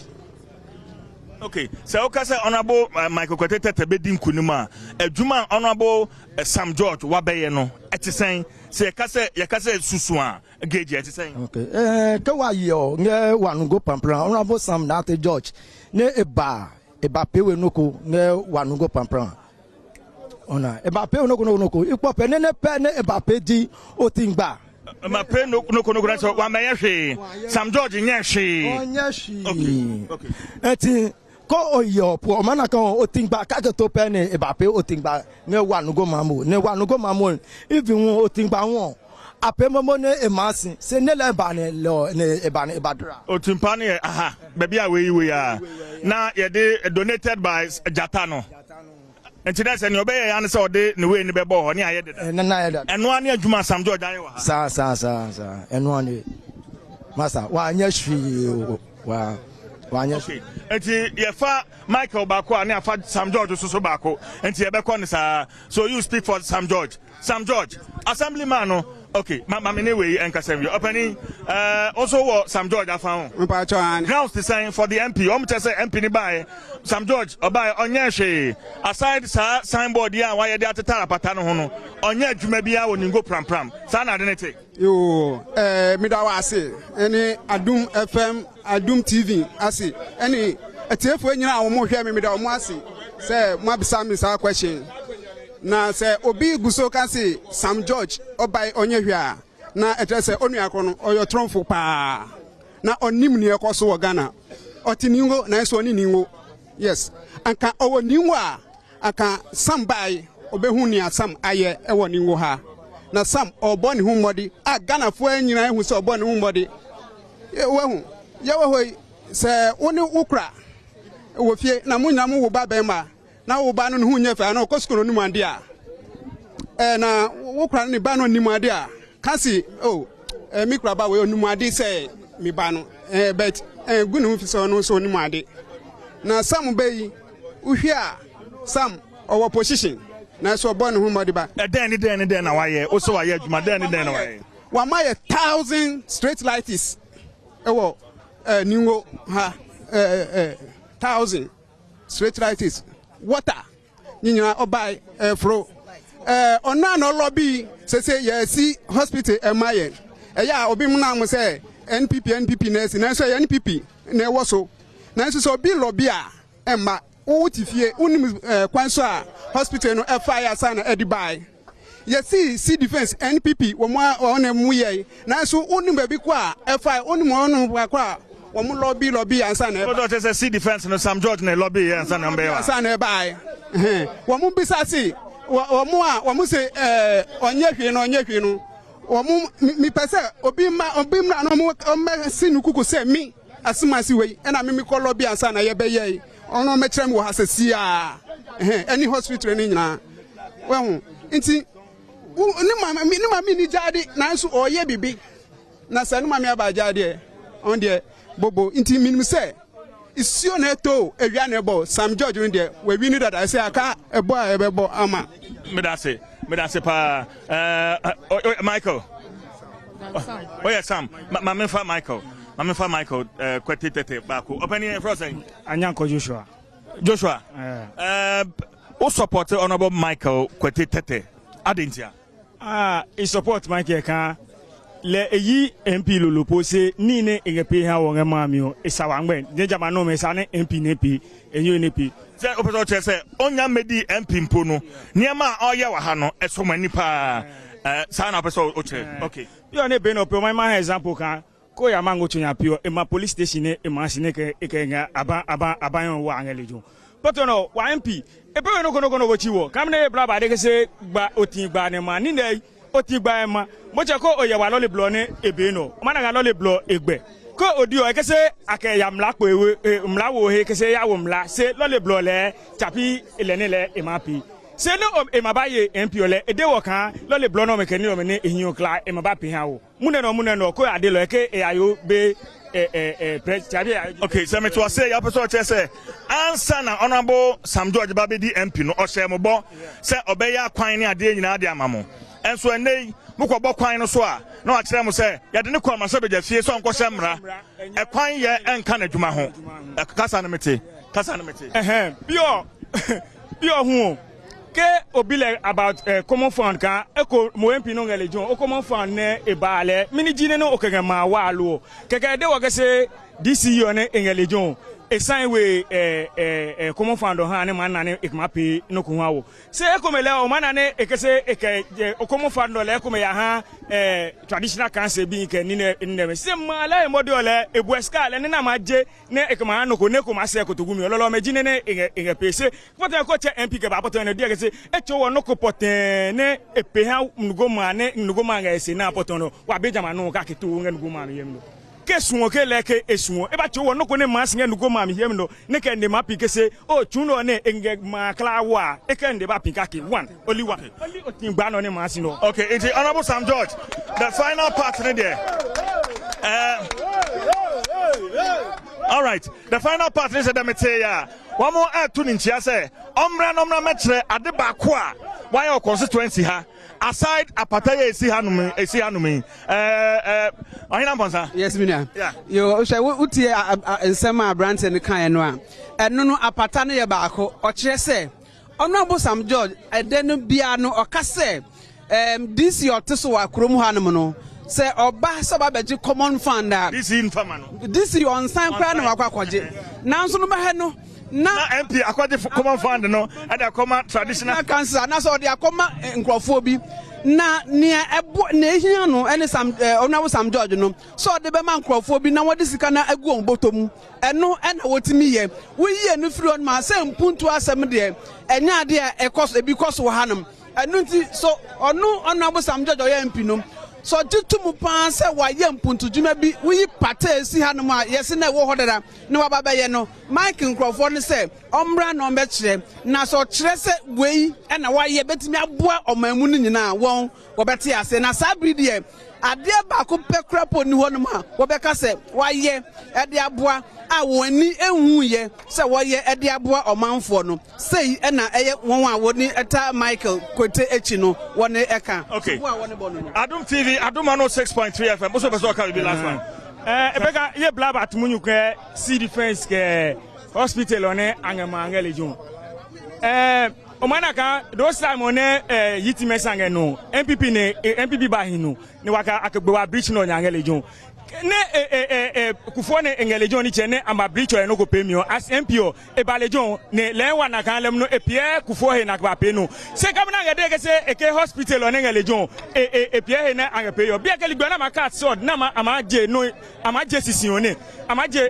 hospital sisione e balejon medase enti ba men ko Honorable Sam George but I'm talk mama yan fa ko no enko ba bia apata no ewo no se na be ya ahwefo ne atiefo won betimi ehu project Honorable Sam George according to constituency no why wa ha so let's go ye ko ba bia apata no ewo no assemblyman yan kasa also person kasa.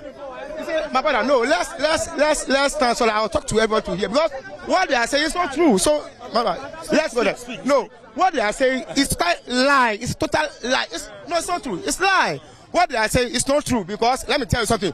Go to Ayan right now. You see ultra-modern KG classroom over there. It has been commissioned last week. Go to Ayan. Go and see ultra-modern KG classroom. I want to see. Sam George. I'm telling you, go there and say right now, ultra-modern KG broke over there.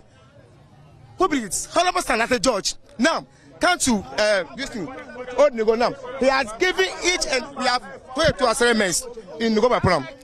He has given each assignment 25 street lights for 60 races to fit in their electoral areas. Go ask, it has not happened before. I'm telling you. Now, Senator George, now he has street lights in Ebini. Yes. Where I saw, are there signs? Oh, yes, please. You can come there, even come and witness it.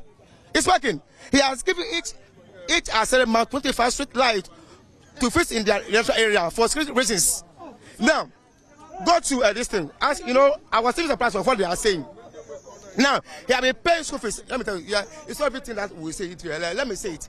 Sam George is somebody who is doing well in Gopa Plan. Nobody can compare him to Sam George. I'm telling you, because he has about 40 people that have been paying school fees for. Okay. In 2 minutes, here, wrap up our Hanum now. Honorable Michael. Yeah. All right. All right. Good morning, everyone. Honorable Michael has a track record that is unbreakable. And as we can see, Honorable Michael is doing a lot in the constituency. And I'm telling you on authority that on 30th May, Honorable Michael is going to win, hands down. I'm telling you on authority. Because Honorable Michael has donated Honorable Michael has donated to the proper. Okay, all right. Into the come 13th. Michael and I say Sam George. Michael,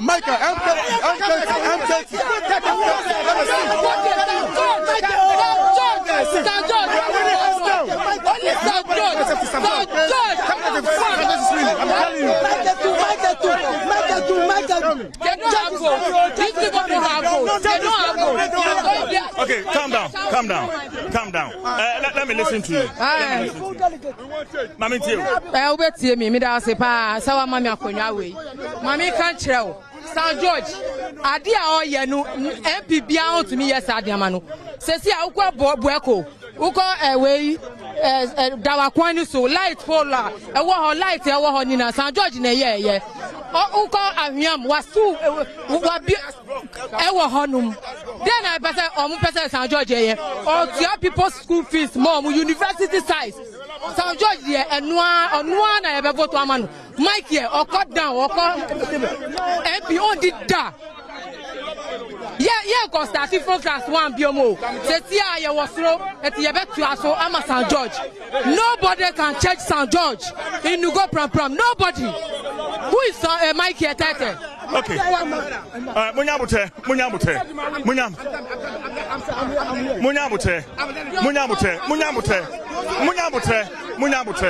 All right, see, you're already also Adom 106.3 FM. You're already also at the Gujumadi no eso Munyabute.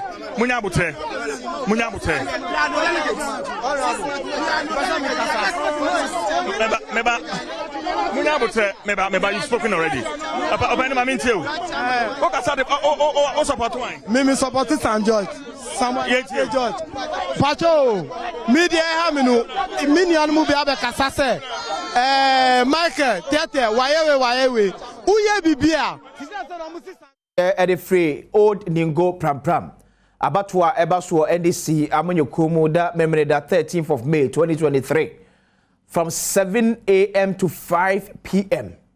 Any other developmental conversation there were Ningo Pram and I want to say Chief Jerry Force near Man 40 and Patambo no AD and bibia o manatum and na pa ye dwumade Ebaso mema nipa bes enum ticket bi mo atimi aba afi and na pa ye dwumade ebe na mbisa say DNT na ofi se maame bi a wate obi ahwe no ye mo na baso afi eti bacho note phone down no 4 line no down one maame no mo ai be select mo no maame no nyina meba benya ticket mo aba ma ba join e wo na pa ye dwumade kese a ye de April on the 14th of May 2023 by na pa ye go na maame ka se meko aso asene me de April wa kwam Duffy's Health and Beauty, Actigard, Evermilk, Safari Tissues, ADB, Savannah Paint from Azar, Oba Spaghetti, Grace Gift Herba, Onga, Bush Bee Honey, Ketepa Pride Tea, Chocho Body Wash, Jobert Memorial Herbal Center, Savida Bonure Kente, Ellis Detergent, ATL, Escort Security Services, na fe Pepsi. When me kwa do bi na so yasna, yere afi and a pay dwumade no broadcast on the 14th of May 2023 at 4 p.m. live on Adom TV. Live ewa obenye bi etimi ahwe. One for na second so enkoma Piwak Health Care. Obana kofa 3P garlic mixture. eso area badwa so ba pacho bu nsa ohuna mane o te so saa ensebu ni kwase nkoba o tete ewo ho esanse sabi moja fi na efiri ho akoma moja mono abehye anam eso bu nsa na se onya pains ewo mu a eche se sintobi abababi eba nsa dia onya 3p garlic mixture wa na nsa no na yetiti asa mu fere se ananse na echo ananse nye nipa na acho misre wada pe ho dure no na ntu ase efmo esanse edise na ekosa na afi wakwa wuram na wakonya stroke yade enso ewom me pacho high sugar level sanso enamo a o blood pressure enso ewoso no unya 3p garlic mixture pebito ewo okanshi Kofi Sam and Kings Walk Kumasi ewo Danny Herba and Colinac ho ewo Albert Sam Herba Takrade eye AA Mensan Sunyane eye Green Light Pharmacy biania frame 0248 928 824 0248 928 824 Kaisa 3p garlic mixture no there be a glass bottle emu with red cabernet fe red garlic and so eda ehuntu to a nampacho washe and so eda mai sanso na meka say tissue papa de no ane safari tissue almost come be na fe de and apa adwumade ebro fright also ewo mu ebie no achi fortune right fonso ejejem de partners kese pe no mo na eye adwuma no ti unya safari tissue enso safari tissue de no na de pa yanim na aboa fifire nyina de fro dem de amaye se na ujai handkerchief ayusu a ade hye anan eye safari tissue emodu ese handkerchief no people woni mu anu ato atwene no asai fufuro se na bia akofo yade bia ensa efan choba any restaurant na amuhia ebe munto be na emo amuye pa just consult enso nem so ada person su ade ewo amonone say UK and say US just consult and American for the amomada room in Ghana this year over 2000 enya kwenya ebi kura kuta scholarship edisuan de UK any US so person o tire IELTS and I say ebia essay na Nigeria just consult betimi aboa na ewom so yesen pato wo japade bia wo ton ana pa japade bi atonwa from na onye ho adwuma esie efo na mane 0555 631 633 0555 631 633 just consult say excellence is our hallmark afei over to me afre 0302 na chirayen 211701 up to 4 0302 211701 211702 211703 and a 211704 na echre maami bia wate obi ehwe no enye ne ba eno no dieti na wo free se sa maami no ye mo na baso afi se utimi ego through a ye ma take it free one maami kro no nyina ma take it matimi aba afi and apa adwumadi a Adom TV Adom 106.3 FM afi asempa 94.7 FM ye ne fright on afi fortune rice akambom de ebrewo eti obetimi afre se na nipa wate obi ehwe no enye ne ba eno no enye ne ba eno no eti pacho few minutes here obetimi afre 0302 211 701 0302 211 702 0302 211 703 and afi 0302 211 704 mefa nipa krebe Charles good morning morning sir boko de yango pana dumo maame be na o nominate no ama ya bona baso afi bacho me nominate maame comfort mante okay die tina ma nominate no e bacho waye adi bebre amame a metwen wa mente afi wa femi fiti mo fasi ABC 16 che if you kwa maka chenka the training so I feel me okay more than that but eti yabajo number ochiro na afro eche Akis me good morning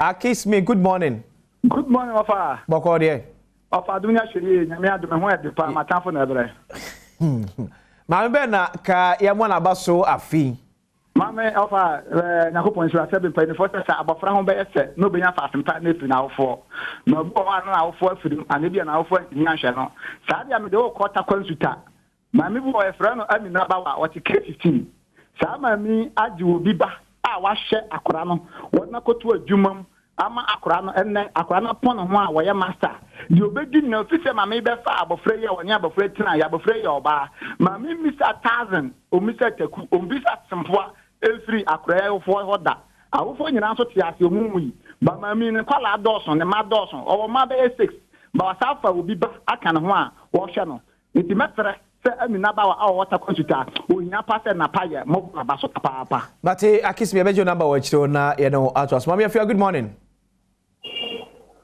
Mama afia good morning. Morning daddy. Boko de. Pacho nyame adom me honye pa. Ye da nyame ase o na ye me last call anti mama be na ye mo na ba so afi. Da pacho mi sister mi di nechi 2. Okay. My sister na boa me 22 years ame mami from si anka nchiro se enya me mami a onji dinka. It's me the interesting me bush. Because mami na shira me. The surprise when any ndasa me fre. Okay. Nkabeya me day cause my sister na boa me. Okay. That's it. That's me afia. Timu amutimi efre ne nyina ochina. Obetimi aba Adom TV kokomlemle be bia Joy FM ewo na beju ticket oba so hwe thema. Na on file ticket emma na muntimi emra jumadi en ebe ko front so na so hwe thema ye be frɛ na ma na audio ticket ampacha oba ya fa ID card council be ya obi emesi wachi emeji wo de ye mo mo ma friend oba na ja do ID card account na ye timi on pepepe na ye de amausa ya da ma se o china no panso ye besa ade ye so china nkomo kase bi eho ya me no ebedie me de akwasinsi na sekese nkoma production team Waba Kofi Ampadu, Dominic Isi, Abua, Thema, Daniel, any new customer. Yeah, yes, I can like camera sound. MCA, Munina da Munina Masi. Also for Abiam, so once again, happy birthday. Enko F from Emma Amankwa. I will media questions here, Macrochana, Ibidia.